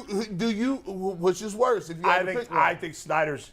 Actually, I think Jimmy's the 31st worst owner in the league, the 31st best owner in the league, or the second worst. I think Daniel Snyder's the only one worse. But you know what? It's probably a tie. They're both horrible. Daniel Snyder's just been doing it longer. Yeah. And he left an email trail. Yeah. That's the problem. I want to see all the emails. Like, don't you wish you had one of the man, don't you wish you had like Art Rooney as the owner of the Browns? Gosh. Him, it's so funny. You got him and Jerry Jones. And they make Jerry Jones, well, not really. It's really, what's funny is that we don't get to pick as fans who worship this team, and that's the wrong word, forever, and love this team, we don't get to pick the character or the capability of the oligarch who purchases the team that we love and that we've always followed. We just have to get lucky and hope that the person is a decent person. Isn't that terrible? These franchises cost so much now. You have Elon Musk as your owner. Right. That's the only kind of people can afford. But you just got to hope that the perfect owner is Dolan with Jimmy's spending power. No, Dolan with Dan Gilbert's spending power. Yeah, I mean, Jimmy's willing to spend too. I give him credit for that. But the problem is you're always walking. So it's always a perilous path because to accumulate the amount of money necessary to purchase a team, it comes from some pretty terrible places, or it's nepotism, or it's inherited. But in any way, let me finish my point. In any way, it probably means that you probably value things differently than most of us do. Sure. You know what I mean? Whether you're a pineapple, your parents own Dole pineapple, like you didn't work for that, right? In a way that a lot of people did, or whether you made your money as like on Wall Street or something like that. In some way, you're probably different personality-wise, and you just got to hope that the person is a decent person. Here's your story, Mike. Right. You cannot conflate the two. Just because you own ABC advertising company don't mean you know how that sports is the same thing. Right. If you buy the team and run the team and let people who understand the side of sports run the team. Because I guarantee you this, right? Because my old neighbor here, when I was playing in Chicago, was Ozzie Newsome. Ozzie would run this team a whole lot differently than it's being run right now. Yes. Yes, he would. Yeah. Yes, he would. He did a great job in Baltimore. Right. Yes, he would. That was my neighbor. Right. Well, there's not a lot of Ozzie Newsome. But I'm saying, the one thing is you see those organizations like that, they let the football people run the organization. Yes. They're not very rarely seen. They're here to commentary on the overview of the whole organization. Wow. But when you start embedding yourself, it's like Puff Daddy in the video, right? You wanna, if you wanna come over here and you don't want the producer all in the video, dancing, come to Death Row. Right. Wait a second, hold on. Is this real? Listen to this. Jerry, I thought it said he hasn't. Says Jerry Jones says team, I thought it said has been in contact with Terrell Owens about a potential return. He actually says hasn't been. How old is Terrell Owens? 41. That might be the most. He hasn't played in like 5 years. 46. Is he 46? That might be the most pointless headline I've ever heard. I thought it said he's. Well, he's always on Instagram advertising how well he's in shape and things like that. I like, well, you okay? Running on the track is not. He's 49. Sorry. Is he? Yes. It's time. Bring him back. I like, look, that's not running across the middle getting popped. No, it is not. All right, guys, let's go. Let's go to New Year's resolutions. You want to do resolutions, and we'll do Cavs, and we'll do Typus, and we'll say goodbye. Yeah. Bull, you're up first with your Browns New Year's resolution. Yes. Okay. Here we go. We have there it is. The Browns need to stop effing around. Oh, okay. Right? I mean, the Browns need to stop effing around. What does that mean? That means we got to stop. First of all, it means hopefully, there's somebody within the organization that has the ability to tell Jimmy Haslam to shut the bleep up and stay out of things. Number two, you got to stop with all the There's always drama surrounding the Browns. Every year, there's some sort of nonsense, some sort of shenanigans, whether it's off the field or on the field. I mean, every year you could point to some sort of nonsense that's happened with the Browns. And those distractions have to go out of the way. They have to stop effing around with Joe Woods. They have to stop effing around with Mike Prefer. And Kevin Stefanski has to win next year for 2 reasons. Number one, we want the Browns to be good because it's good for business. And number two, God damn it, I want to be right. I'm one of the few people that still believes in Kevin Stefanski, and then I can tell everybody else they were an idiot if he pays off. Thank you. And this was a PSA from Petty LeBeau. Petty LeBeau. That's and right. Bull, now time for your personal New Year's resolution. Yeah. So I'm just gonna stop. You know, I get aggravated about a lot of things, as anybody that knows me knows. Really? Yeah. Right. And I will still continue to get aggravated about a lot of things, but I'm trying to get aggravated about less things. Be a little less curmudgeon-y in general.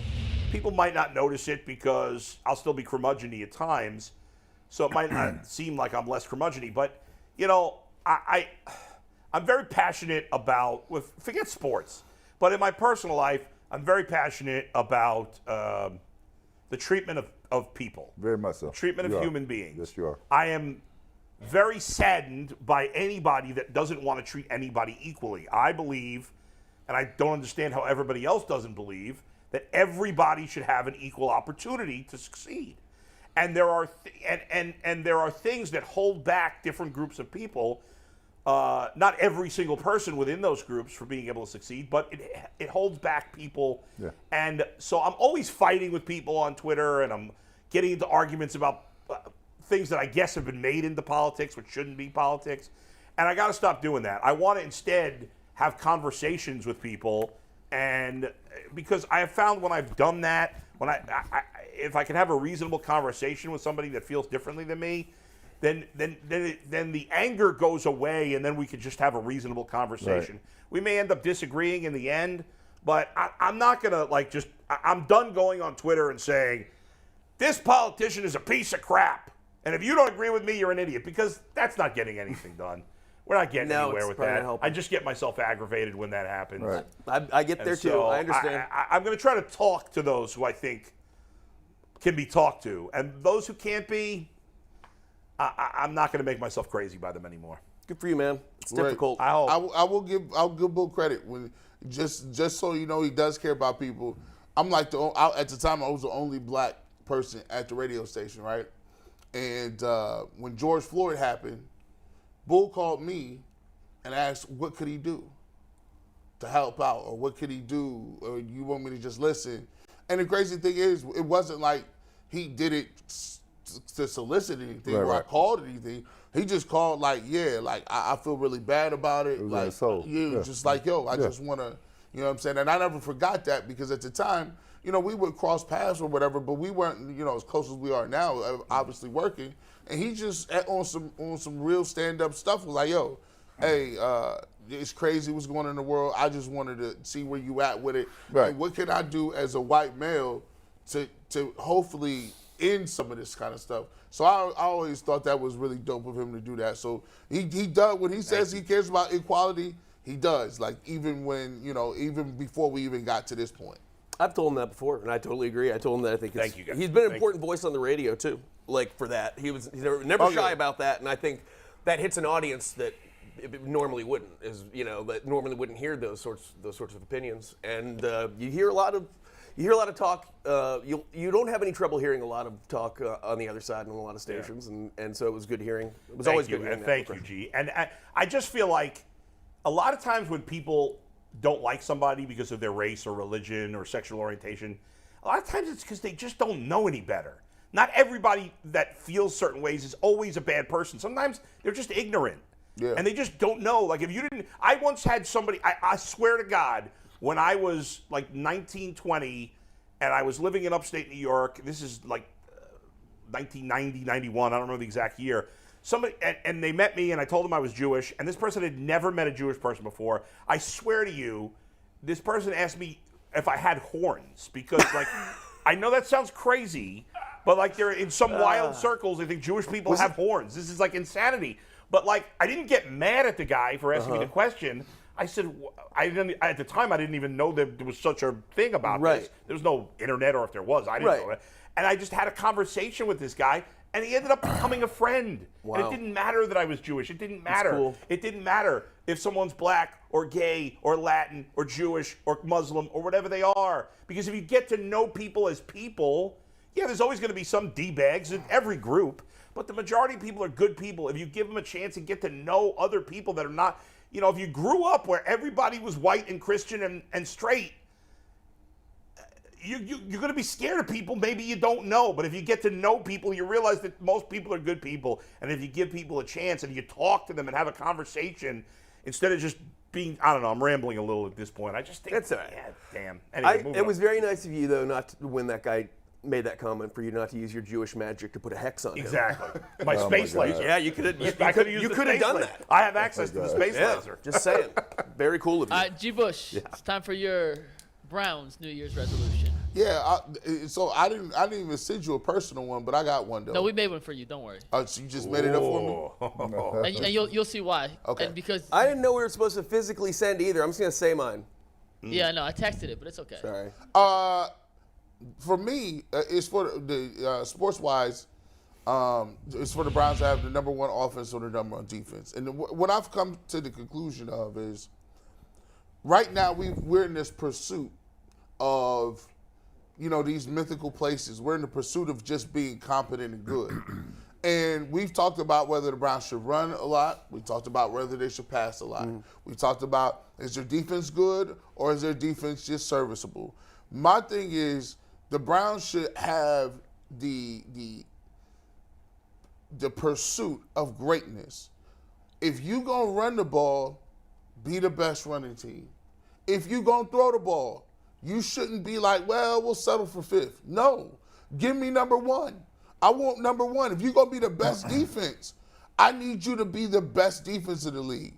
The Browns need to start being like, look, man, I get it. We want to be balanced. I understand that we'll take a third in the league, but no, at some point in time, my burning desire is to see the Browns actually dominant in one area or the other.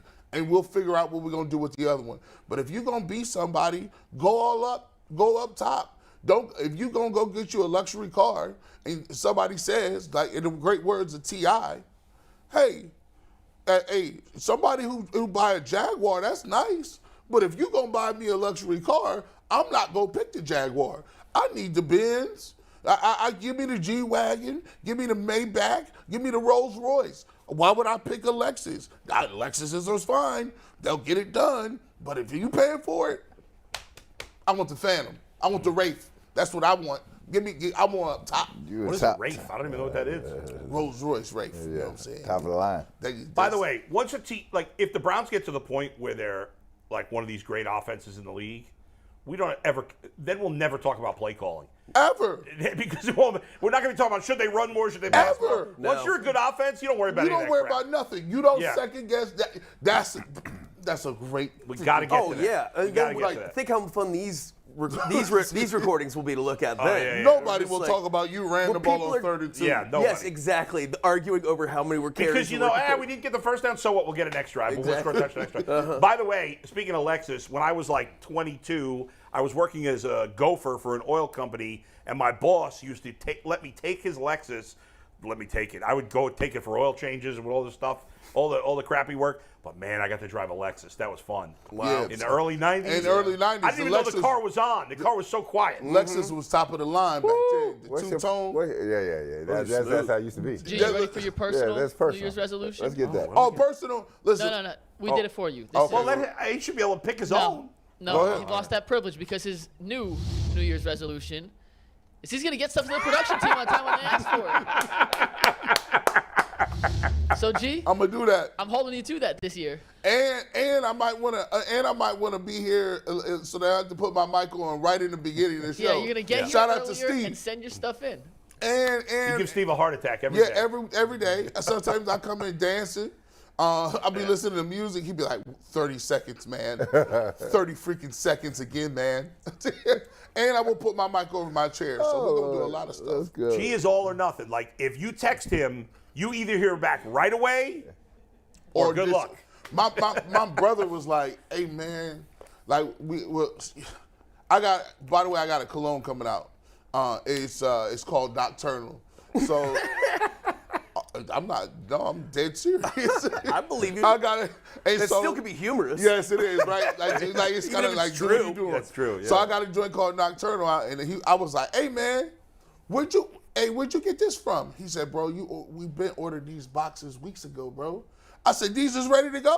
He said, "Bro, did you read the chain?" I said, "Come on now." No chain. So it's not just us. It's No. Let's take it personal. It's my wife. What's up, Mike? It's Mike's time. There are people. Mike Polk, you got to read yours. Yeah. My resolution for the Browns is to show some appreciation for the fan base and what you've put them through this year and last year. I mean, leading into this year. And I mean that. I'm not just being totally glib with that. We talked earlier this week about the different franchises in town and how they show appreciation differently or at all. And I do feel like the Cavs do the best job at that, of showing love for their fans. And it doesn't have to be anything miraculous either. Sometimes it's just some of their social media stuff, some of their emails that they send out and stuff like that, thanking fans. The Browns just don't think to do that stuff. They think that it's just, it's your honor to like us. We are the best team in town. The Cavs, for example, at the end of every season, they have fan night where they just empty out the prize closets of all the crap they gathered from throughout the year.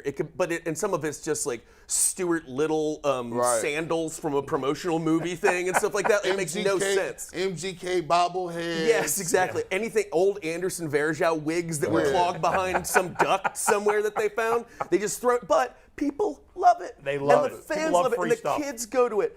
I mean, I did like seeing last week at the game when they made all of the people come down from the 500s and go down into the lower seats because they were for warmth, if nothing else. Only after halftime. Oh, yeah, that's only crazy. After halftime. It is. That is bad. But I do like thinking of the people who bought like $800 seats right here. Just late. Yeah, $800 seats right here on the 50-yard line, and then like my unwashed drunk friends get to come and sit next to him and put their arm around some lady from Bay Village. Like, I love that. Anyways, I want you to just show appreciation however you can figure out how to do that because it's been a rough one. You're just like, well, it's just a waiting year. You know it's going to be next year. We're still here. We still got to sit through this, just so you know. Personal resolution, I'm going to eat at 20 different Red Lobsters in 2023.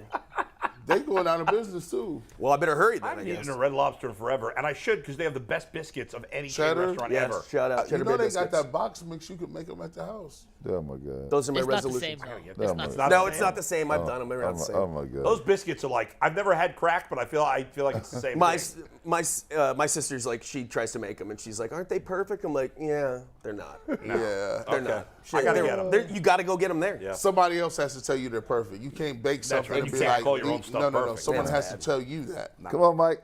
Brad is up. Brad, let's see yours. Let me see what it is. I forgot. Oh, yeah, here's my New Year's resolution for the Browns. The Browns truly want to be great and will make whatever moves necessary to get to that level. Please. I'm so hopeful. Listen, time is ticking here, right? Time is ticking. I've been patient. I've been a patient guy, right? I remember the days when the Browns were good, yearly, year in and year out. Been a while. Leroy Kelly both got in the backfield, right? Warfield here, right? Hanford Minnie hold down the edges, right? Greg Pruitt, the tearaway jerseys. I'm a patient guy. Bernie, Brian Sipe, the glory years.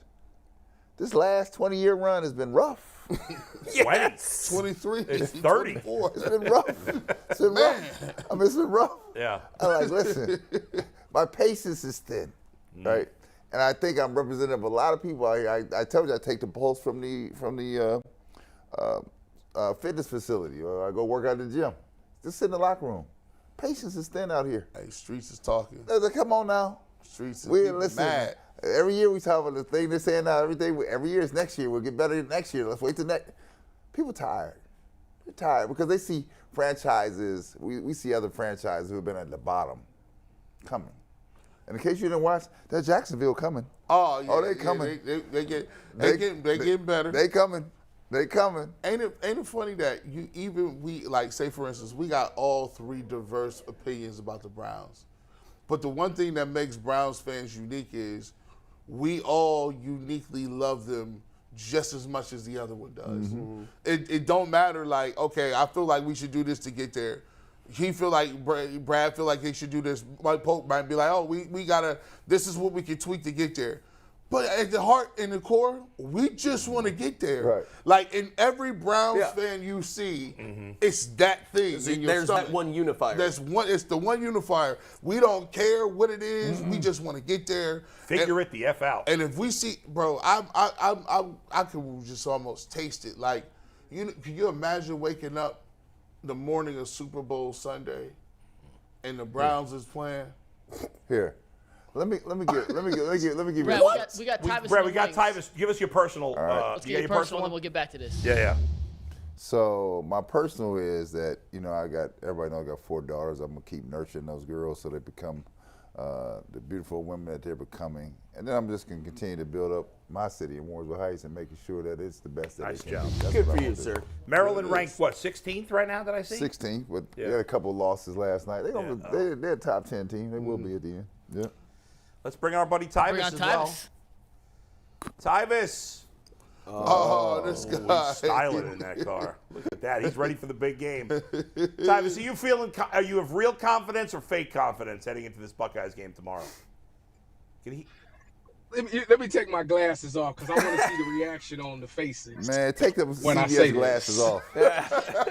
Walgreens. Look, Versace Medusa head on me like You can buy them. You can buy them. You can buy them on Broad Street in Columbus. Stop playing with me. That's not how Versace is spelled.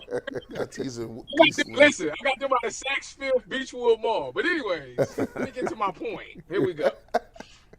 The Buckeyes is gonna win this game. I'm gonna tell you. I've been going back and forth with it, man, and I've been like, it is Georgia, man. I respect Georgia, Jim Dog. But when you're back up against the wall, man, and you ain't got nothing to do but fight, I think this team gonna rise to the occasion, man. I really do. I really do.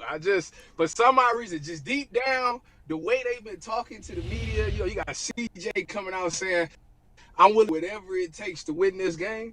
Listen, it ain't too many people that knows what that means. That means you're going to have to do some extraordinary stuff. Like for CJ, his biggest knock is running the ball. So if that's the case, if Jalen Carter is coming through that line, that means you're going to take off and you're going to pick up some yards. You're going to do what it takes to move the sticks. If that's the case, then the Buckeyes going to win this game, man. I really believe that in my heart, y'all. Hey, Tyvus, you know what I've been saying? I've been telling people this week, don't take it personal, but I got to go see a man about a dog and a flag. And they said, what you talking about? I got to go see a man about a dog. That's Georgia. Mm-hmm. But I really got to see a man about a flag. I mean, that flag fiasco they pulled at Ohio State, that's what I'm coming to see. Mm. So I got to go see the man about the dog first. Mm-hmm. Then I'm going to get to the man about the flag. If Ohio State wins this game, they should win. They should beat either Michigan or TCU. Oh, we're going to be, listen. I think the winner of this game wins it all. I agree. Well, because you got to think, Michigan, the worst part is Ohio State has more talent than Michigan. It ain't even. It's just that they're executing and Harbaugh is pulling some strings. They more physical.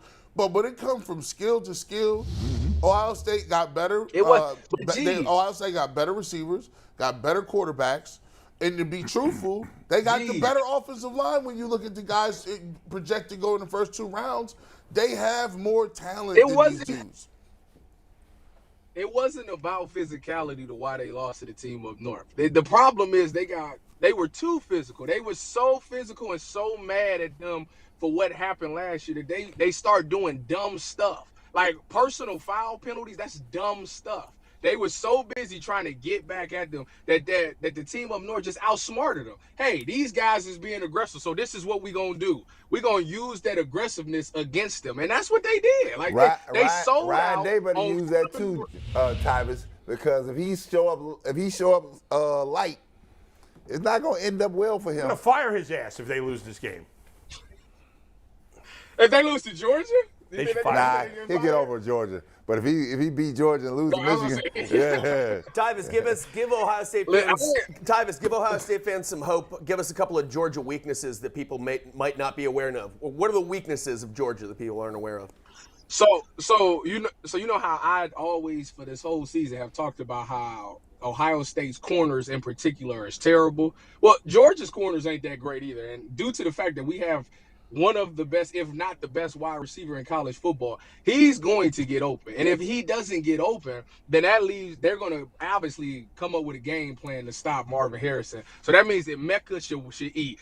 Cade Stover should eat. The pass game should be there. The difficult challenge that they face is the fact that D-line, Jalen Carter in particular, him being at the defensive tackle position, it's hard you can beat the edge rush. You can just run away from the edge rush, roll away from the edge rush. But when it's coming straight down the middle, that's where the problem comes. So they have to find a way to get CJ some protection, because if they do that, these wide receivers will win all night long.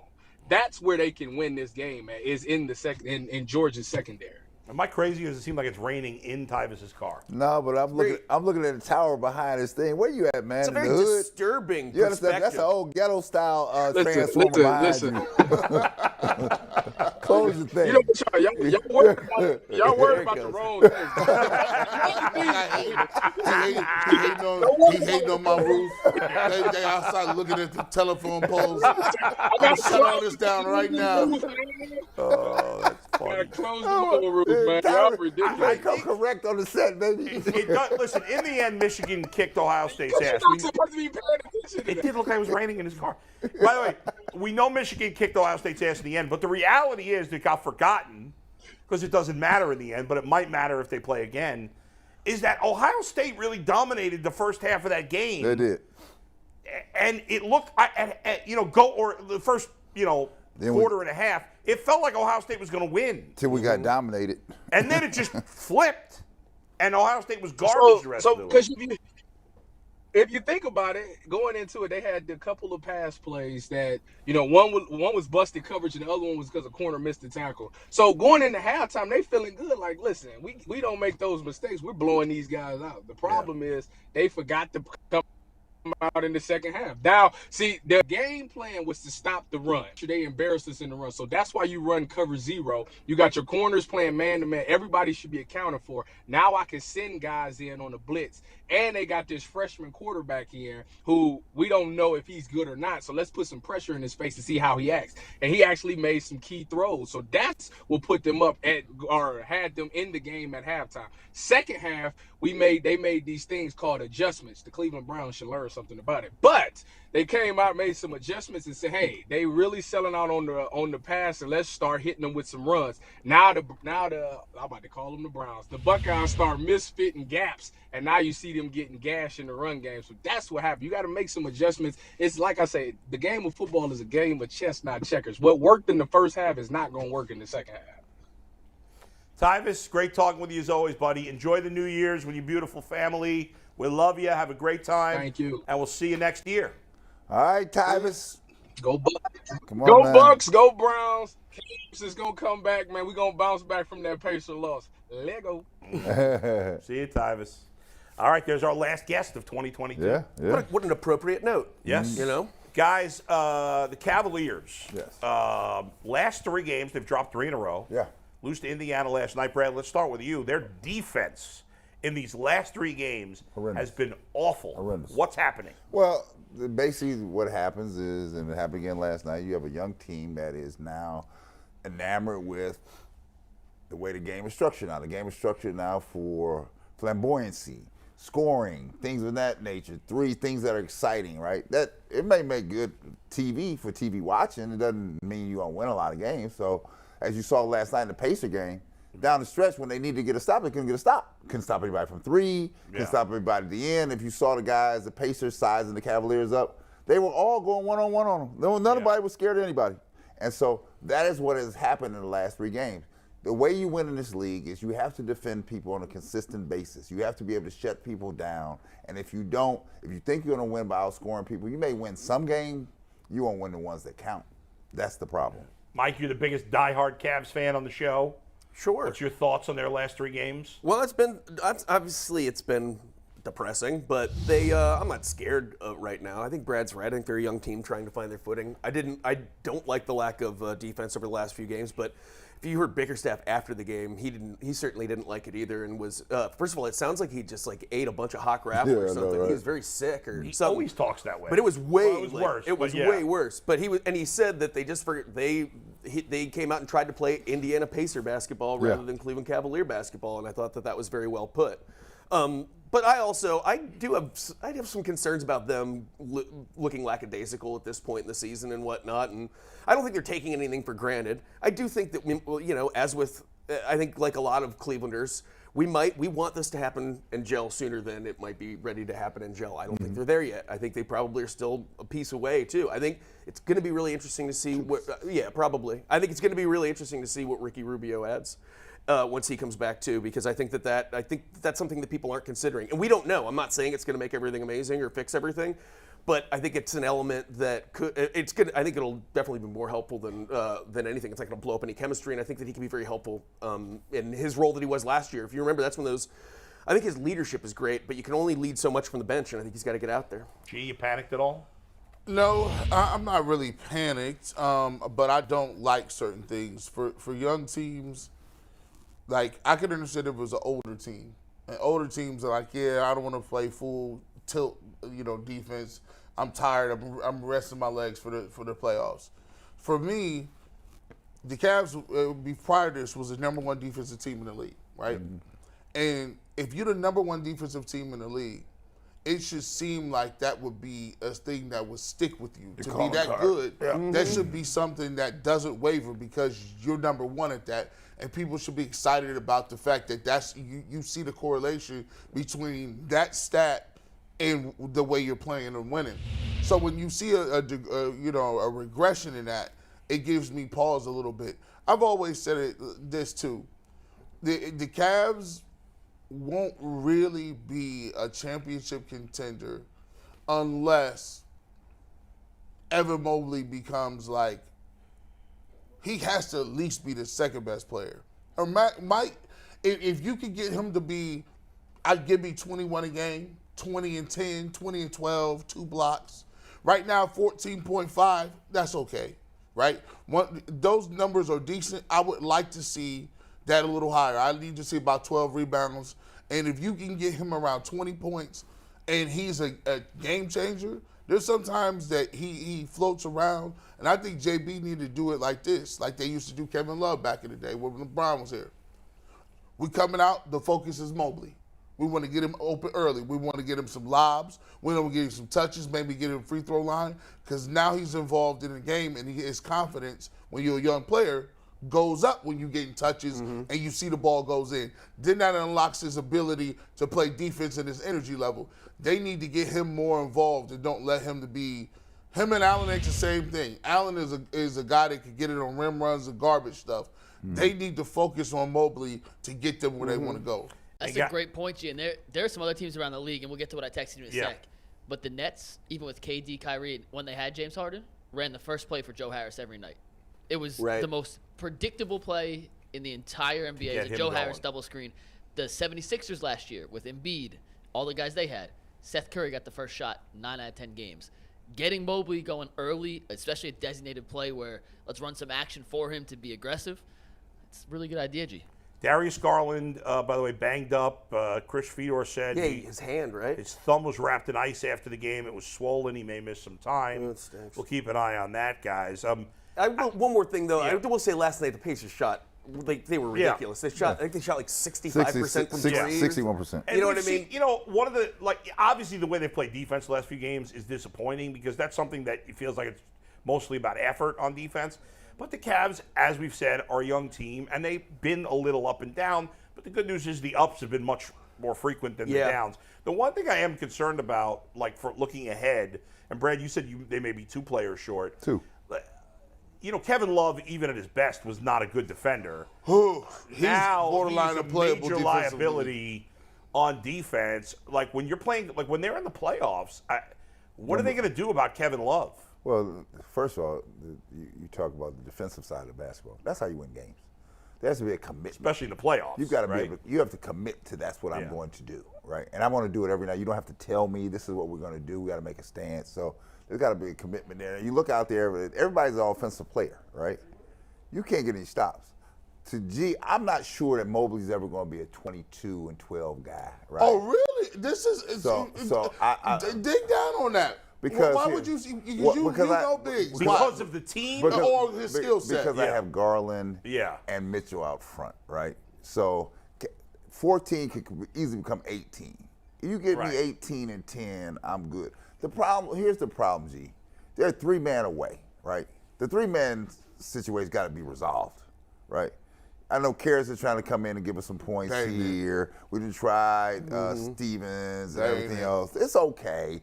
You need a 3-man because you need one, again, you need offensive firepower because when one of the 2 out front go down, like when Garland or Mitchell wasn't having a good game, you only left Garland to go for 46, Mitchell get 12, right? You got to have another guy out there that can consistently get you a bucket. Brad, sorry to cut you off, but don't we know where this is going? The Cavs are going to make the playoffs this year. Maybe they'll win 1 round. Then next year they'll go a little deeper. And then LeBron James can opt out of his contract with the Lakers. Well, LeBron James can opt out in the summer. No, he can't opt out this summer because he re-signed. I thought he had to opt out. His opt out after next year. So here's the I know he's going to be 40 by then. Here's the story because, again, you have to figure out what we have going on here, right? and I'm not one for playing down the road. Sure. I'm knocking on the door right now, right?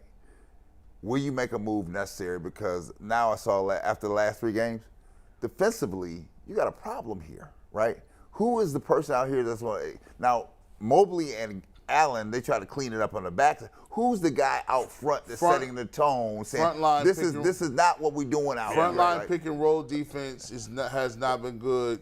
And you got to take the challenge at the point of attack. Right. You can't be so apt to let a guy blow by you. Listen, they were sizing people up last here.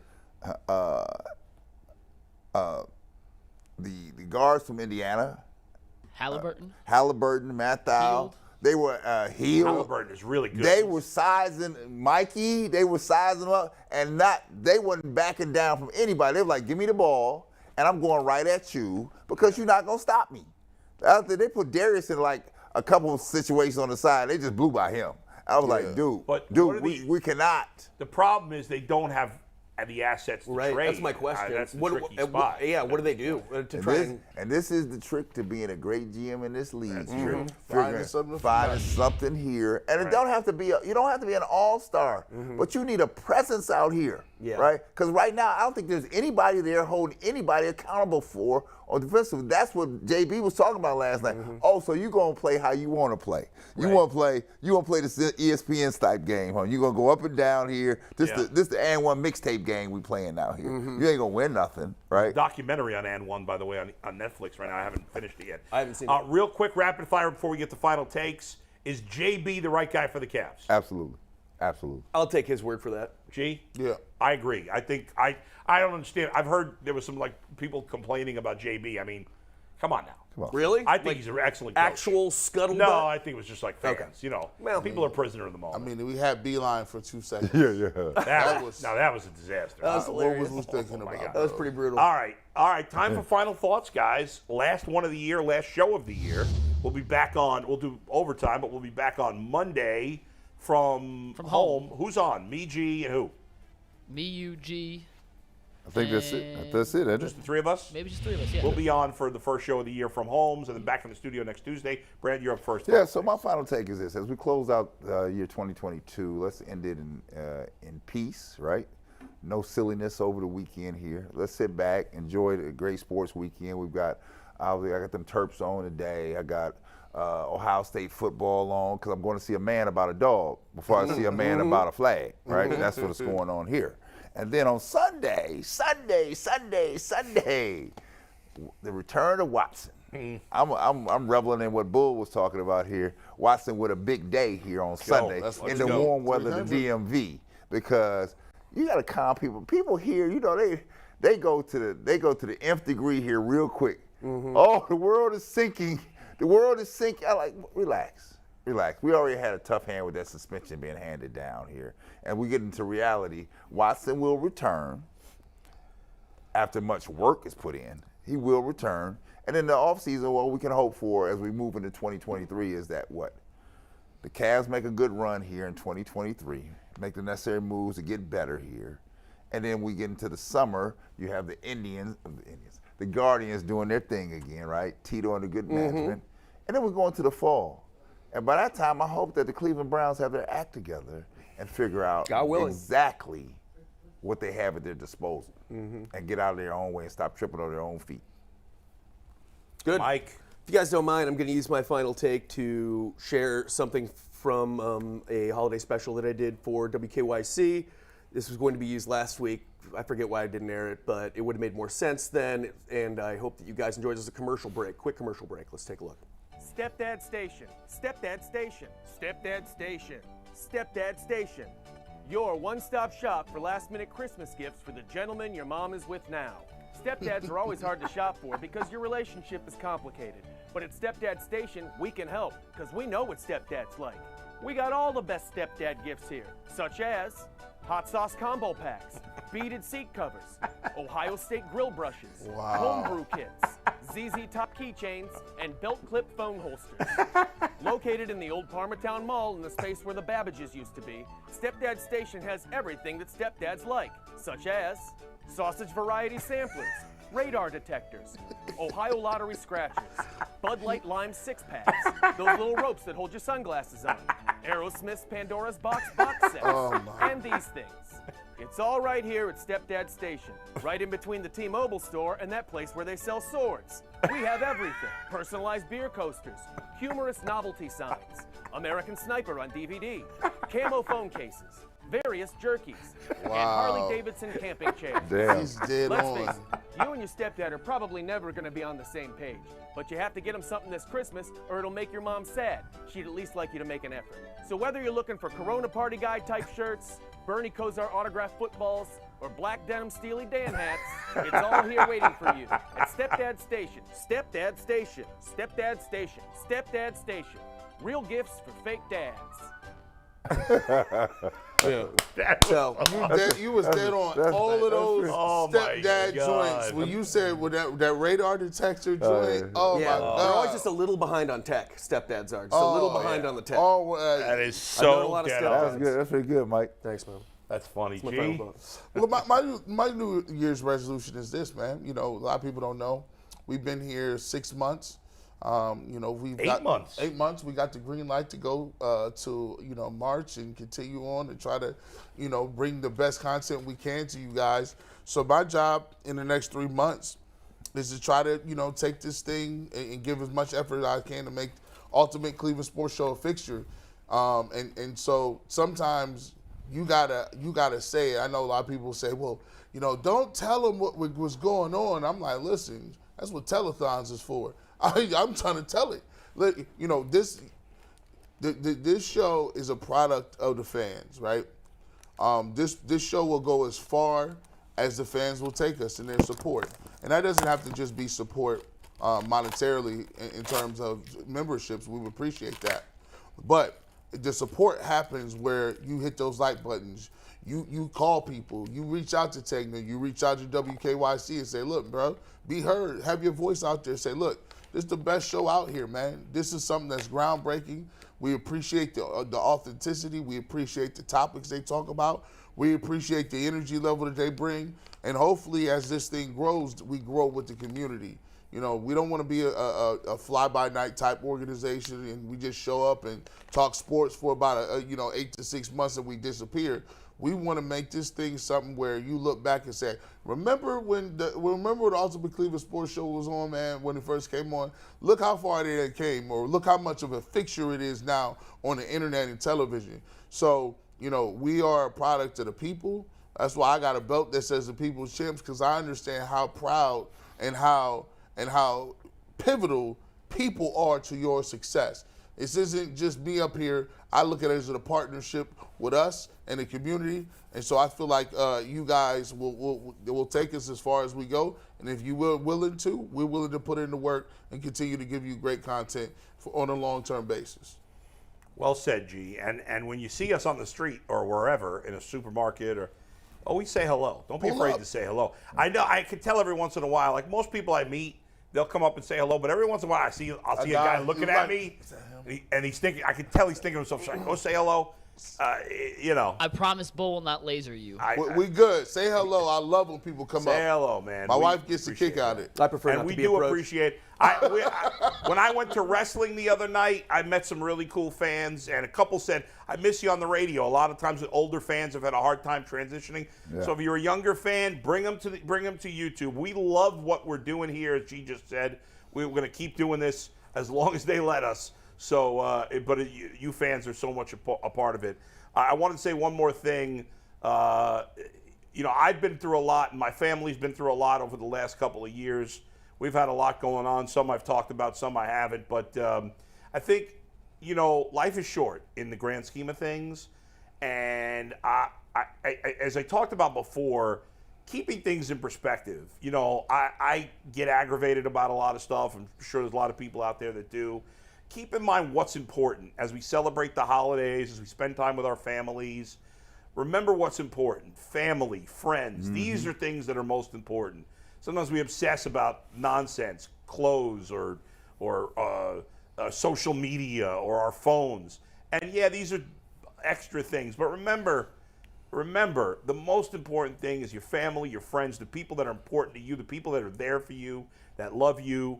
Keep those people as the number one priority. That means more than anything else. Absolutely. Everybody, guys, Happy New Year. Happy New Year to Happy New Year. Everybody. Happy New Year, guys. And for those of you who are members of the coaches tier, we got one more bonus content coming up for you next. What are we talking about, Mikey, in the bonus? Our favorite sports memories of 2022. That's in overtime next. For the rest of you, have a great New Year.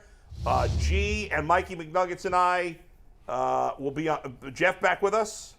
TBD. I don't know. On the 2-minute warning show this Sunday for the second to last Browns game. We love you all. We'll see you later. Happy New Year. Happy New Year. Peace.